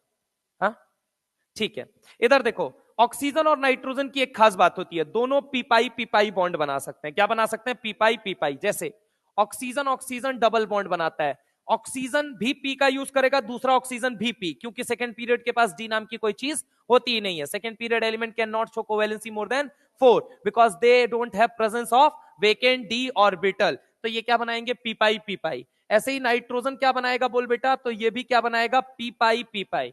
लेकिन अगर बात करेगा सल्फर सल्फर नहीं बना सकते, और फास्फोरस फास्फोरस नहीं बना सकते। क्यों नहीं बना सकते? क्योंकि देखो ऐसे समझो, बॉन्ड स्ट्रेंथ जब मैंने आपको पढ़ाया था तो मैंने आपको बोला था, क्या बोला था कि बताओ bond strength is inversely proportional to क्या होता है? साइज। अरे होता है या नहीं होता है? अब मान लो अगर मैंने तुमसे कहा कि एक ले लो 2 पी पाई, क्या ले लो? 2 पी पाई। और भाइयों क्या ले लो? 2 पी पाई 2 पी पाई। क्या ले लो बोलो जल्दी? 2 पी पाई 2 पी पाई। और क्या ले लो? 3 पी पाई 3 पी पाई। क्या ले लो? 3 पी पाई 3 पी पाई। बताओ कौन सा बॉन्ड ज्यादा मजबूत बनेगा? ये मुझे बताओ। 2 पी पाई 2 पी पाई। यही प्रमाण है कि O2 का पाई S2 के पाई से स्ट्रॉन्ग बनता है, N2 का पाई P2 के पाई से स्ट्रॉन्ग बनता है। तो both can form pi bond. In both family heavier element can not form p pi, यानी N2 बनता है, N2 बनता है, N2 बनता है, P2 नहीं बनता है। अगर हम बात करें O2 बनता है, O2 बनता है भाई, O2 बनता है, लेकिन S2 नहीं बनता है। क्या बात कर रहे हो सर? 1000 डिग्री टेम्परेचर पे जाके बनता नहीं है ये? अरे भाई वो नॉर्मल टेम्परेचर नहीं है, वो वेपर फेज में बनता है। ठीक है, एनसीईआरटी लिखती है, लेकिन किस फेज में लिखती है? वेपर। अब कोई ये बोले तो ये दो दो बार लाइन दिखा चुका हूं मैं आपको एनसीईआरटी के अंदर, लेकिन फिर भी बता रहा हूं, ढंग से सुन लेना। ये N2 तो बनता है, P2 नहीं बनता है, O2 बनता है, S2 नहीं बनता है। तो P2 के फास्फोरस कैसे एग्जिस्ट करता है? फास्फोरस P4 बन के एग्जिस्ट करता है। क्या बन के एग्जिस्ट करता है? P4। और सल्फर कैसे एग्जिस्ट करता है? S8। किस फॉर्म में? S8। क्या ये बात क्लियर है? ठीक है, आगे अगर हम आते हैं, देखो नाइट्रोजन। अब ये अमेजिंग सवाल है यहां पे, जहां पे तुम में से सबसे गलती हो सकती थी। Nitrogen nitrogen single bond, phosphorus phosphorus single bond. ये क्या मैंने ले लिया? Single bond. और मैंने कहा बॉन्ड स्ट्रेंथ कंपेयर करो, बताओ सिंगल बॉन्ड किसका ज्यादा होगा? नाइट्रोजन नाइट्रोजन या फास्फोरस फास्फोरस? बस नाइट्रोजन के सर पे होता है सर लोन पेयर। और अगर आपको याद हो, second period element will create exceptional behaviour. भूल गए क्या?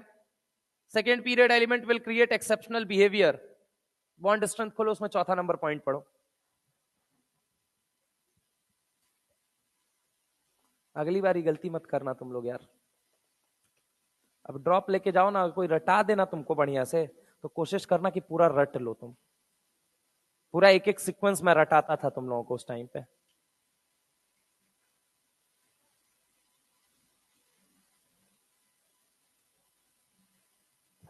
हम थे जिनके सहारे। तब तो आपको लगता था वीडियो लेक्चर देख के सब कुछ हो जाएगा। हो जाएगा बेटा? बताओ इस पॉइंट ऑफ टाइम पे आके।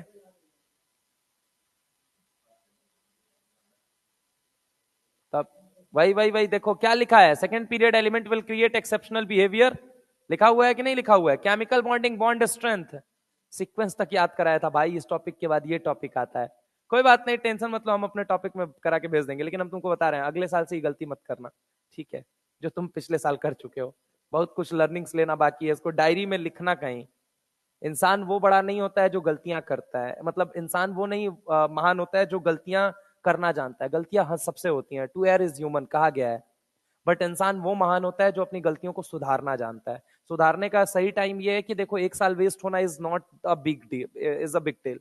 मतलब मुझे लगता है तुम्हारा लक्ष्य बड़ा है ना दोस्त, तो व्हाट आई बिलीव कि कोई चीज मतलब ऐसा नहीं होती है कि आपको कोई चीज रोक सके। तुम्हारा लक्ष्य बड़ा होना चाहिए। इंपॉर्टेंट वो है कि तुम्हें खुद पे फेथ होना चाहिए। जब हम तुमको सच बता रहे हैं, हम अपनी कॉलेज को छोड़ के मतलब बहुत अच्छी जगह से, मतलब ऐसा पास आउट होने के बाद शायद हम 1-2 साल और रुकते तो हम कॉस्मेटिक इंडस्ट्री के अंदर जाके, मतलब कॉस्मेटिक इंजीनियरिंग जो मेरा ब्रांच था बेसिकली, उसके अंदर अगर मैं जाऊं तो मैं बहुत अच्छा कर सकता था। लेकिन मैं तुमको बता रहा हूँ, जिस रात मैंने ये डिसीजन लिया था कि मैं नहीं ये करूंगा, तुम मानोगे नहीं, मेरे पिताजी बहुत निराश हुए थे, क्योंकि मैं अभी एक प्रिपरेशन वाले फेज में था, दूसरे एग्जाम की प्रिपरेशन में था। उन लोगों का था कि मैंने कहा ना, यूपी और बिहार में पैदा होने वाले बच्चे से एक सपना जरूर होता है माँ बाप का, या तो तू नेता बन जाए, या तो तू अपराधी बन, या तो तू एक बार यूपीएससी के बहते हुए नाले में हाथ जरूर डाल। ठीक है, आज क्रेज कम हो गया है थोड़ा, वरना एक समय था ना कि वो क्रेज ही क्रेज था। लोगों की उम्र बीत गई है भाई उस एग्जाम के पीछे। तो मैं तुमको एक बात बता रहा हूं कि फेलियर इज नॉट समथिंग की मतलब जिसको अपने दिल से लगाया जाए।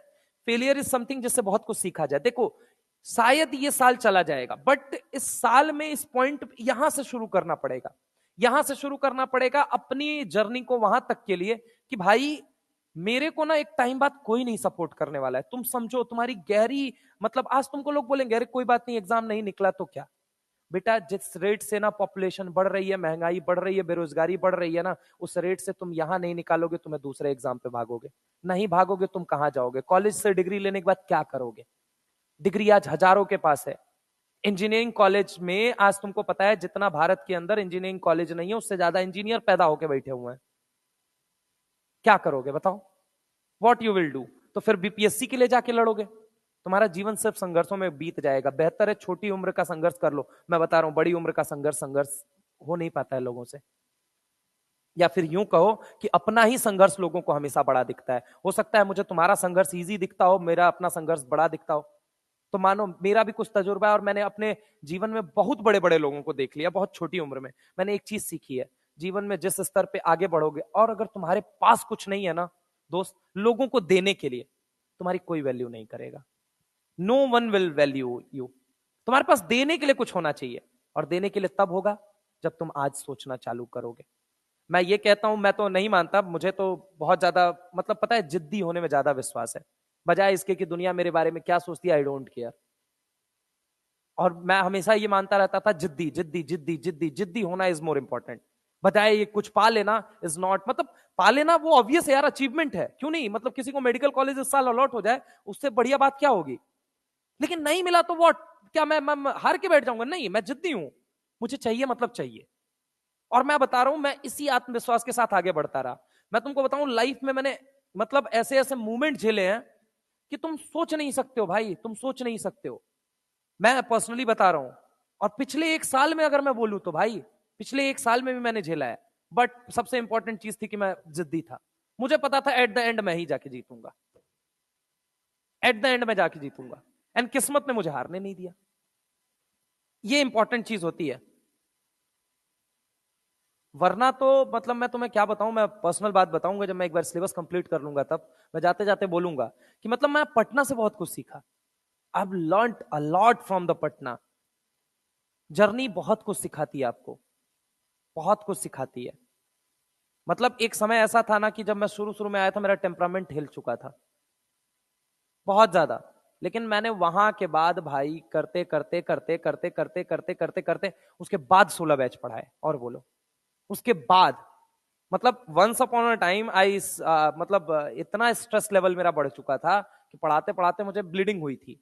आई मतलब मैं उस दिन को भूल नहीं सकता हूं। आज मैं बड़ा एकदम स्वस्थ हूं। लेकिन पता है क्या था, वो मूवमेंट भी था कि मैं जिद्दी था। अब मैं तुमको सच बताऊं,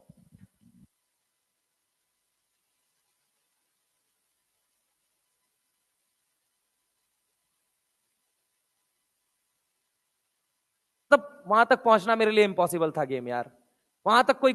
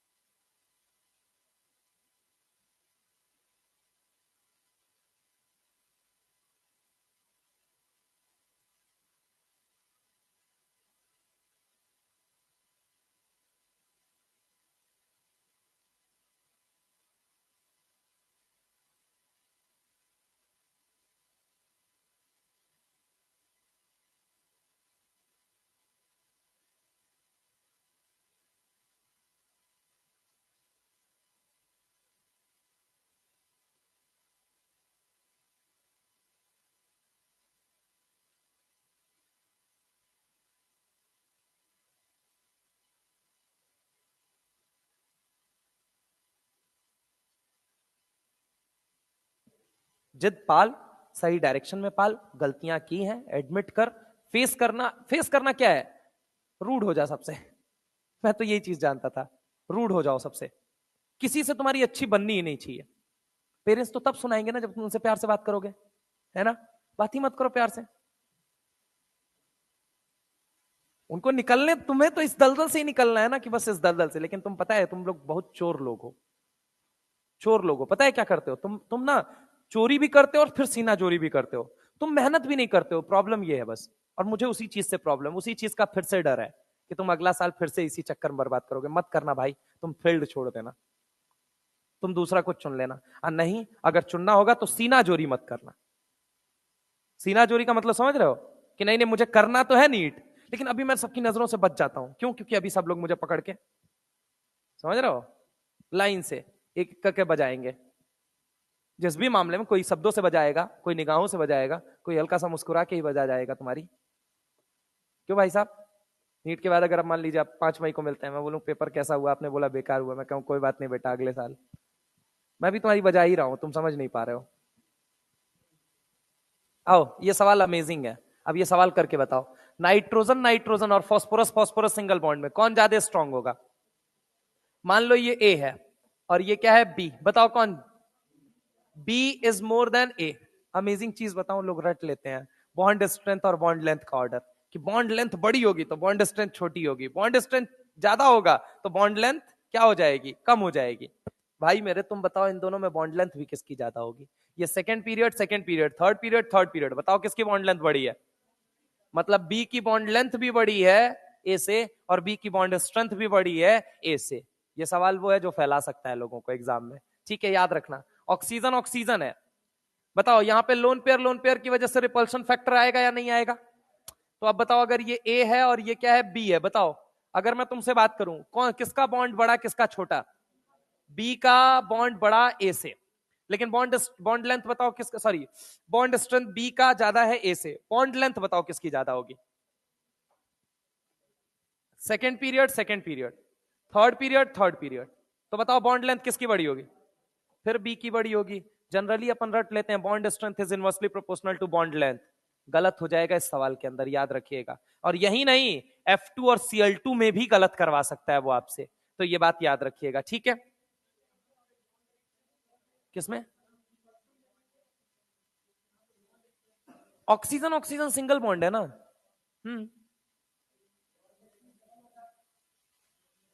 क्या चीज?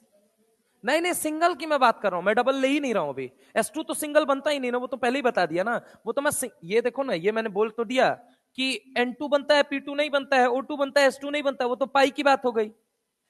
P2 P4 बनता है, S2 एसिड बनता है, तो यहां सिंगल बॉन्ड होता है। तो हो सकता है वो ये पूछ ले, oxygen oxygen single bond, sulphur sulphur single bond, nitrogen nitrogen single bond, phosphorus phosphorus single bond. Pi में तो ऑब्वियस है N2 और O2 जीतेंगे, वो तो पहले ही लिख दिया। मैं तो सिंगल बॉन्ड की बात कर रहा हूं, ये देखो लिखा है सिंगल बॉन्ड, ये देखो लिखा है 100% सिंगल बॉन्ड, ये देखो लिखा हुआ है कि मैं सिंगल बॉन्ड को कंपेयर करवा रहा हूं। और ये बॉन्ड स्ट्रेंथ के अंदर आप लोग करते हैं ये सवाल, कि आपको पता है कि Cl2 डोमिनेट करता है F2 पे, S2 डोमिनेट करता है O2 पे, P2 डोमिनेट करता है N2 पे, कॉपी खोल के चेक कर लीजिए। लेकिन C2 डोमिनेट करता है Si2 पे, chemical bonding bond strength, chemical bonding bond strength, आ जाइए, chemical bonding bond strength check कर लीजिए,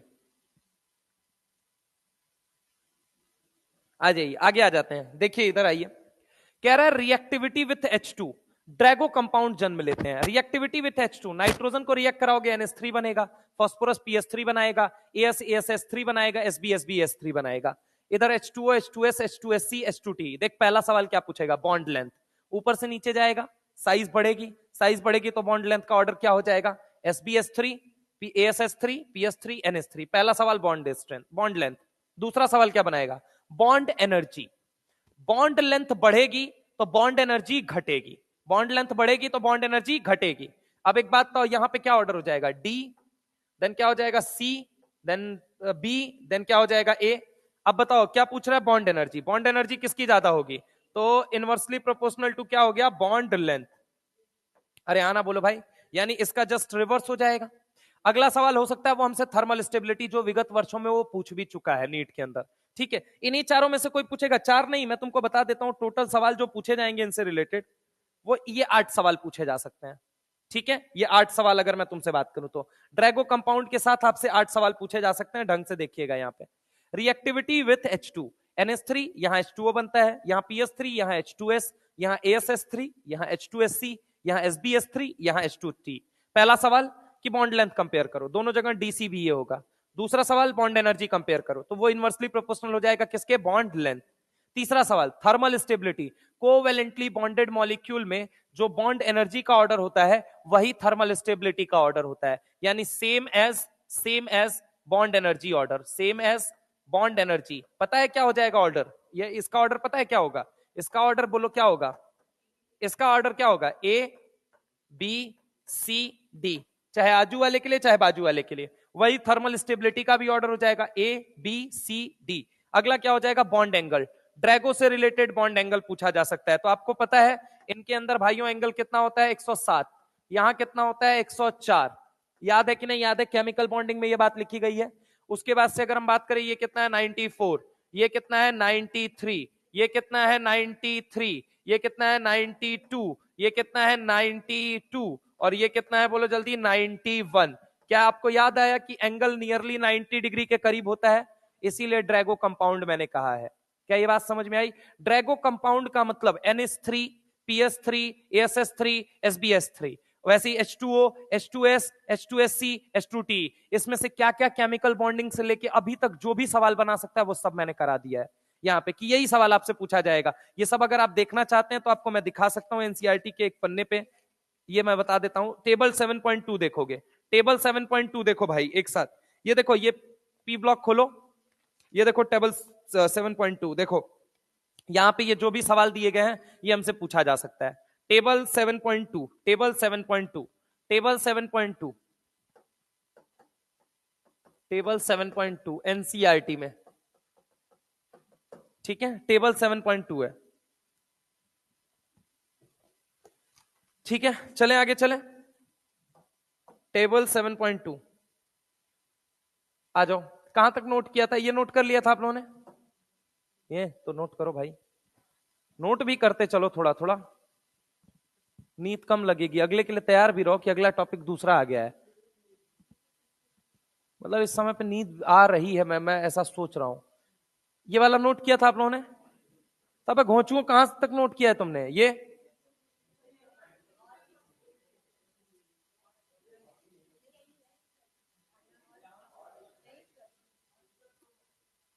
उसके आगे कुछ नहीं किया था, करो घोंचू, लिखते भी रहो, साथ में अपनी हैंड मेमोरी बनाओ, उसको मार्क करो। हैंड मेमोरी नाम की भी एक चीज होती है, लिखोगे नहीं तुमको लगेगा सब आ रहा है, सब आएगा बेटा, घर जाते जाते सब साफ हो जाएगा। एक बार लिखो भी, अपने दिमाग को भी स्ट्रेस डाल के। तुम बताओ अभी भी काम चोरी कर रहे हो तुम लोग, बेवकूफ कहीं के। एक बात बताओ ना, तुम क्यों ये करना चाह रहे हो कि मतलब अपने मन को ये समझा रहे हो कि हमको समझ में आ गया। Why you don't want to write at a single time, एक बार तो लिखने की कोशिश तो कर भाई, स्ट्रेस तो मार के, अच्छा ये वाला पॉइंट है किनारे कहीं तो लिख। तू यार फिर काम चोरी कर रहा है, तू अपने मन को ही समझाया जा रहा है कि नहीं मेरे को आ गया।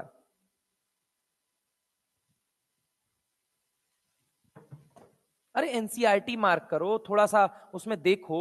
सर रुको रुको मत पढ़ाओ सर, इससे ज्यादा ये भी बोलो कि रुको सर थोड़ा सा मार्क कर लेने दो एनसीईआरटी, एक मिनट रुक जाओ देख लेने दो। तो गधा हो, यही यही यही प्रॉब्लम है।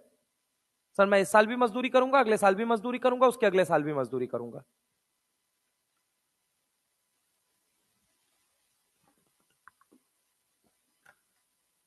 सिलेबस कंप्लीट करने का टेंशन मुझे होना चाहिए, तुमको नहीं होना चाहिए।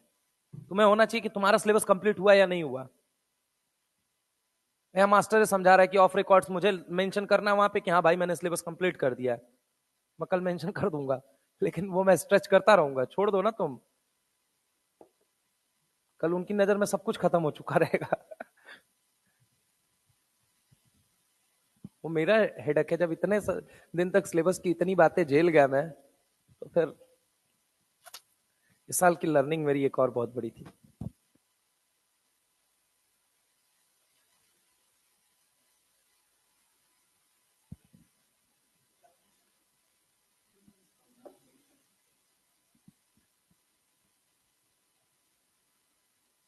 तुम उतना ही अच्छा सोचो किसी के हिस्से में जितना ईश्वर ने सोच रखा है, अपने मन से मत सोचो। मैंने ये चीज सीखी। क्योंकि बहुत अच्छा सोचते हो ना, तो भी वो। लेकिन एक चीज और है कि मतलब क्या मैं बताऊं, छोड़ो।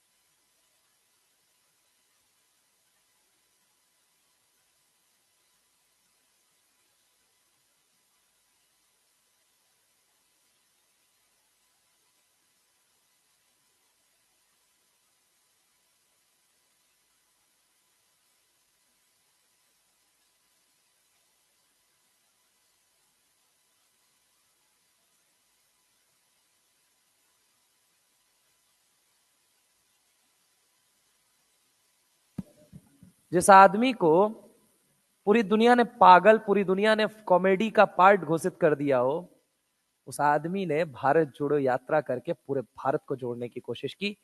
हिम्मत नहीं आ रहा कि मेरे बारे में क्या सोचते हैं। पब्लिक के बीच उतरा, लोगों के बीच गया, और उसको बिल्कुल फर्क नहीं पड़ता। आज देखो करते करते करते करते करते करते करते करते कहां आके, और तुम देख लेना एक दिन वो कुछ ना कुछ जरूर होगा। हो सकता है वो पीएम कभी ना बने, माइट पॉसिबल वो बन भी जाए, मैं नहीं जानता।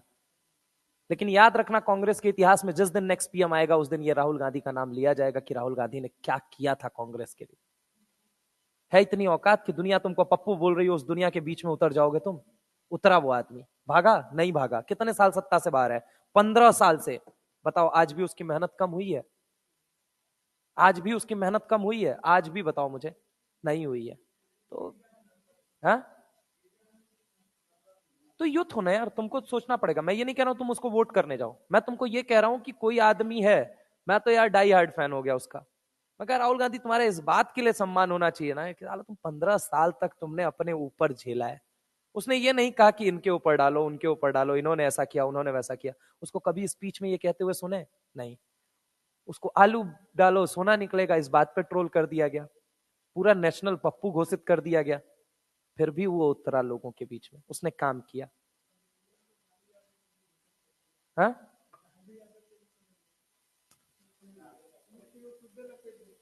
हाँ, मतलब वो उनका नहीं, मतलब ठीक है। नहीं, उन लोगों का नहीं कहूंगा, वो लोग संघर्ष के दौर से बाहर हो चुके हैं। आज आप लोग अपने दौर में देखिए, क्या आप लोगों का संघर्ष तो कुछ नहीं है यार। 15 साल से कोई, मतलब समझ रहे हो, 15 साल से किसी को अपना एम चाहिए, उसको मिल ही नहीं रहा है, और हर जगह हारे जा रहा है, हारे जा रहा है, हारे जा रहा है, हारे जा रहा है।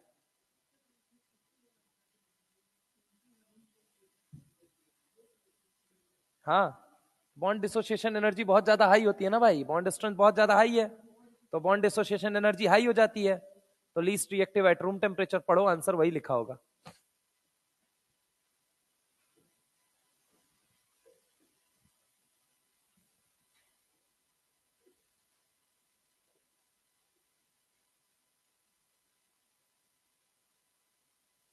राहुल गांधी हुआ, विराट कोहली हुआ, यार ये लोग तो मतलब, हाँ? नहीं, वो अच्छा कर रहा है, ऐसा नहीं है, लेकिन सोचो जिस आदमी का बाप मर गया हो उस दिन भी वो क्रिकेट खेल के घर गया हो, तुम सोच के बताओ ना। मतलब मैं ये नहीं कहता, किसी के बारे में मैं नहीं बोल रहा हूं, मैं पर्सनली अपने बारे में सोच रहा था, मैं हिल जाता भाई। समझ रहे हो, क्योंकि हम माया के जाल में हैं। और उसने, उस आदमी ने क्या किया? क्रिकेट खेल के गया वो। तुम तो फिर भी कितने लकी हो यार, तुम सोचो, ये तुम्हारे सामने ऐसी कोई सिचुएशन नहीं है। सर हमारे दिल से कोई पूछे तब ना हम जाने।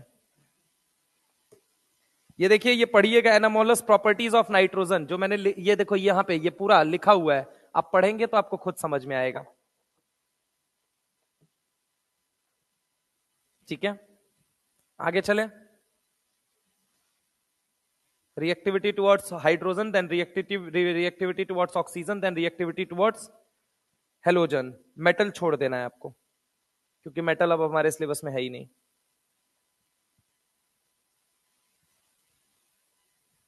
एनामोलस बिहेवियर के 4 मुख्य वजह हैं: small size, high EN, absence of D orbital, ionisation potential.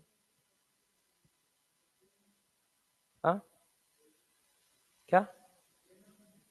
173, 172, 173।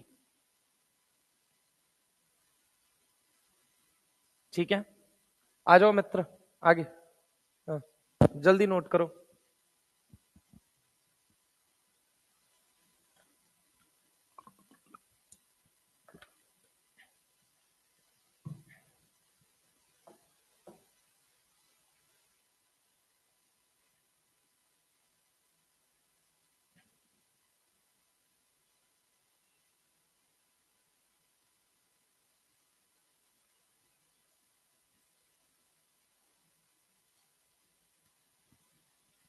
चले,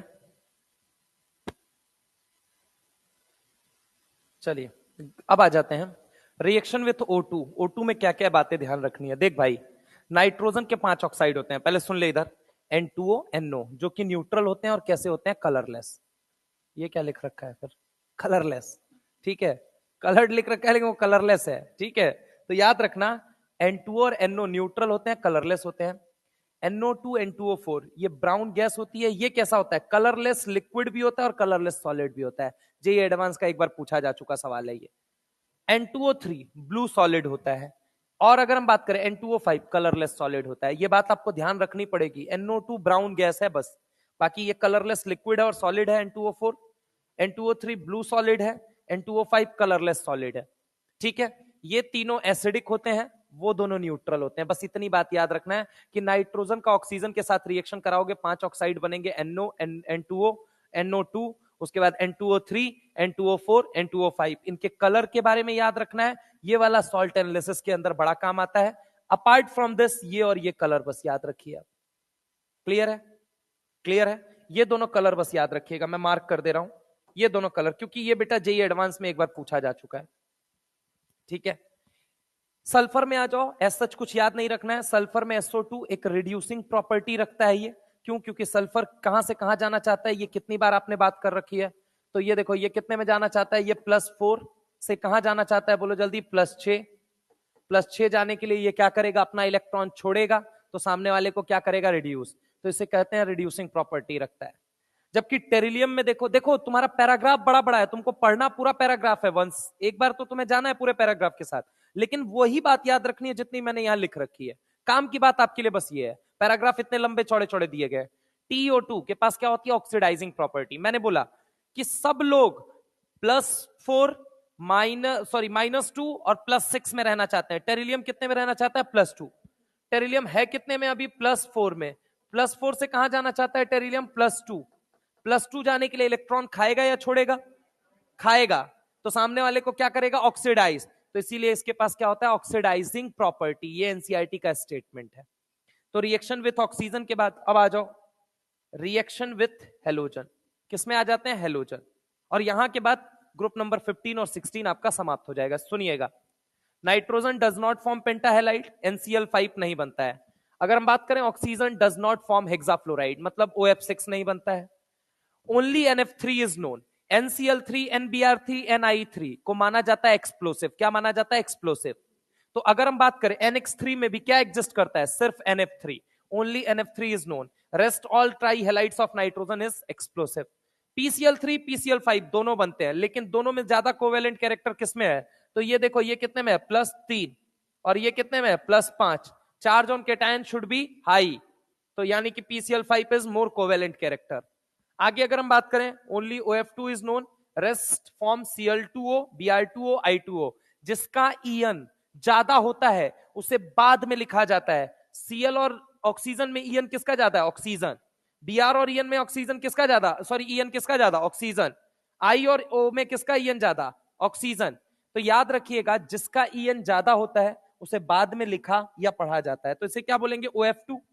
लेकिन बाकियों को क्या बोलोगे? Cl2O, Br2O, I2O। Mark my word, H2O लिखते हो आप, OH2 नहीं लिखते हो कभी भी, H2O लिखते हो। तो ईएन जहां ज्यादा होगा उससे ही बाद में लिखा जाएगा, इसलिए OF2 बनता है। बाकी सब क्या बनते हैं? Cl2O, Br2O, I2O। हो सकता है इसके अंदर एंगल कंपेयर करवा ले, है ना। तो सराउंडिंग एटम की साइज बढ़ रही है, रिपल्शन बढ़ेगा, रिपल्शन बढ़ेगा तो एंगल बढ़ेगा। SF4 और SF6 में कोवेलेंट कैरेक्टर बताओ कहां ज्यादा होता है? कोवेलेंट कैरेक्टर ऑब्वियस है SF6 में ज्यादा होगा। क्यों? क्योंकि ये कितने में है? बोलो जल्दी? +6, और ये कितने में है? +4। अगर हम बात करें स्टेबिलिटी ऑफ हैलाइड्स, तो सबसे ज्यादा, मान लो सर SF4 है, सल्फर क्या हैलाइड्स बनाता है? हाँ, SF4 भी बना सकता है, Cl4 भी, SBr4 भी, Si4 भी, लेकिन रिएक्टिविटी सर सबसे ज्यादा किसके टुवर्ड्स होगी? मतलब कहां स्टेबल बनाएगा? तो देख मेरे भाई, साइज छोटी है, ईएन ज्यादा है, ज्यादा चिपकेगा, ज्यादा अच्छा लेटेस बनाएगा, इसलिए SF4 पे पहले बनेगा, फिर SCl4 बनेगा, फिर SBr4 बनेगा, फिर Si4 बनेगा। और यहां तक करने के बाद आप लोगों की एक बात, मेल्टिंग और बॉइलिंग पॉइंट। आप लोग हो सकता है कहेंगे कि सर ये मेल्टिंग और बॉइलिंग पॉइंट भी बता दो।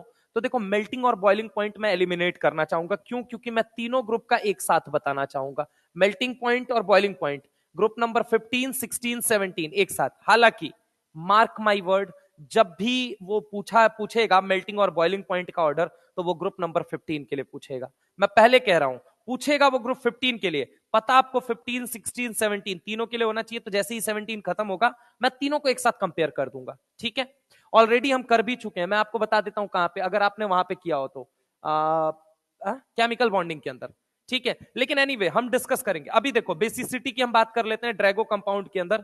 क्या बोला मैंने, NH3, PS3, ASS3, SbS3। इसका रीजन क्या था, आइए आपको बता देता हूं।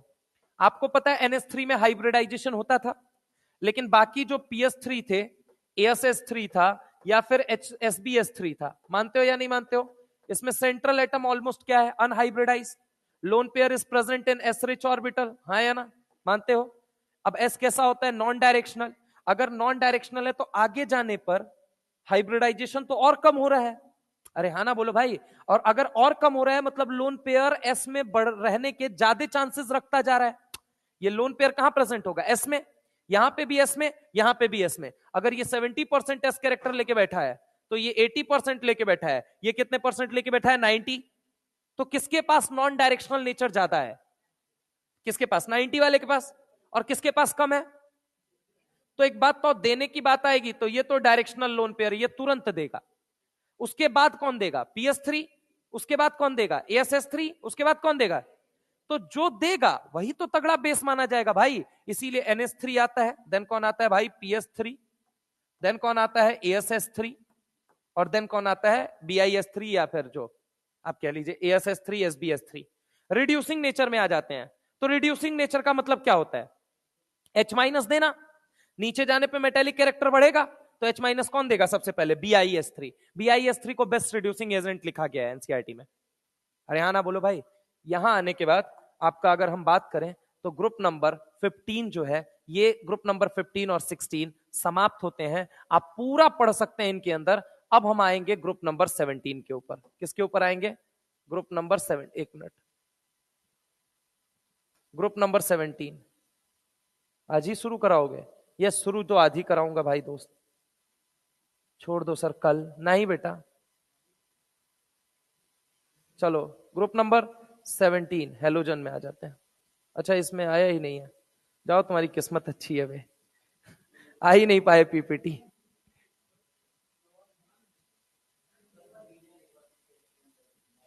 बता देता हूं वापस, क्या क्या दिक्कत है बता देना, बता दूंगा, एक मिनट देख लो मैं, हाँ ठीक है। देख भाई 15 और 16 में इससे ज्यादा नहीं पढ़ना है, और पढ़ने का मन करे तो पढ़ लेना यार प्लीज, समझ रहा है। लेकिन मैं तुमको बता रहा हूं इससे ज्यादा कुछ नहीं पढ़ना है। हाँ बोल, क्या बोल रहा था, किसमें पूछ रहा था तू मुझसे, हाँ अच्छा वो वाला, ये वाला, ये देखो, देखो क्या है बॉन्ड स्ट्रेंथ, आप लोगों को पता है bond strength is inversely proportional to क्या होता है, साइज। अब साइज का मतलब क्या हो गया कि फास्फोरस फास्फोरस और नाइट्रोजन नाइट्रोजन में किसका बॉन्ड स्ट्रॉन्ग दिखना चाहिए, साइज के अनुसार नाइट्रोजन का। लेकिन second period will create exceptional behaviour, second period element will create exceptional behaviour among the bond strength comparison. Chemical bonding लाए हो, केमिकल बॉन्डिंग खोलो, वीवीटी खोलो, वीवीटी खोलो, VVT VVT VVT, valence bond theory,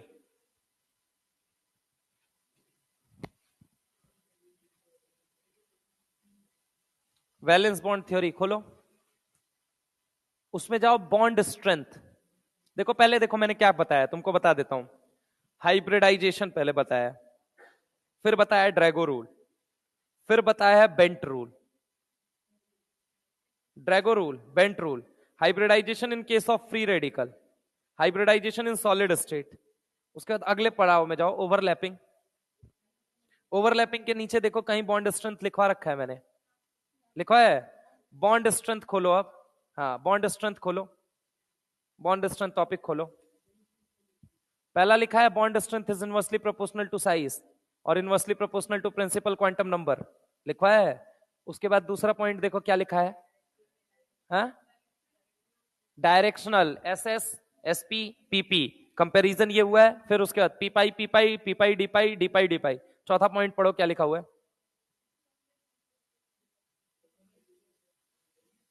exceptional behaviour, ठीक है। यहां पे देखो लोन पेयर है, देखो यहाँ पे जब ये सिंगल बॉन्ड बनाएंगे तो यहां लोन पेयर है, यहां लोन पेयर है, लोन पेयर में क्या होगा, रिपल्शन। यहां पे भी लोन पेयर में क्या होगा, रिपल्शन होगा या नहीं होगा। अब देखो सेकेंड पीरियड इस रिपल्शन को मिनिमाइज नहीं कर पाता है, देखो वहां पे 3 एग्जाम्पल कराए N2, देखो वहां पे 3 एग्जाम्पल, नाइट्रोजन वाली फैमिली का, फ्लोरीन और क्लोरीन वाला करवाया है। तो आप मुझे बताइए बॉन्ड किसका ज्यादा स्ट्रांग होगा, नाइट्रोजन नाइट्रोजन या फॉस्फोरस फॉस्फोरस, फॉस्फोरस फॉस्फोरस। तो B is more stronger than A. अब एक बात तो ये थर्ड पीरियड है, ये भी थर्ड पीरियड है, दोनों के बीच में थर्ड पीरियड में लेंथ ज्यादा आएगी। ये क्या है, सेकेंड पीरियड, और ये भी क्या है, सेकेंड पीरियड, इसमें लेंथ क्या आएगी, कम।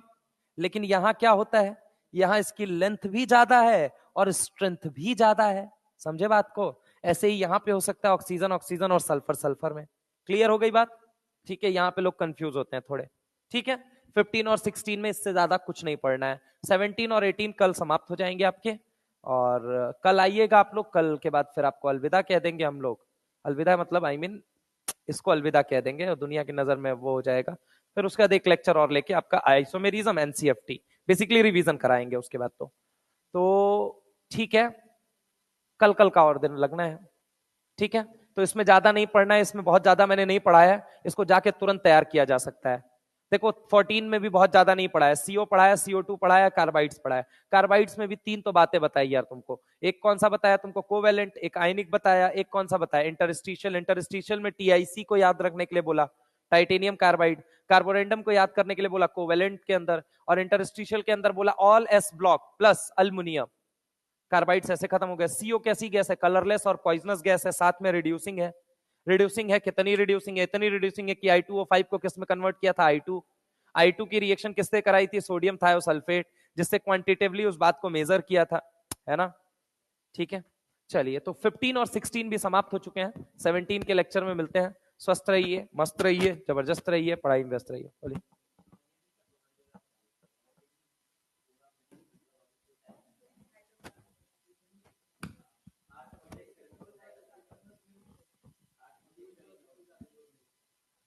12th वाला, अच्छा।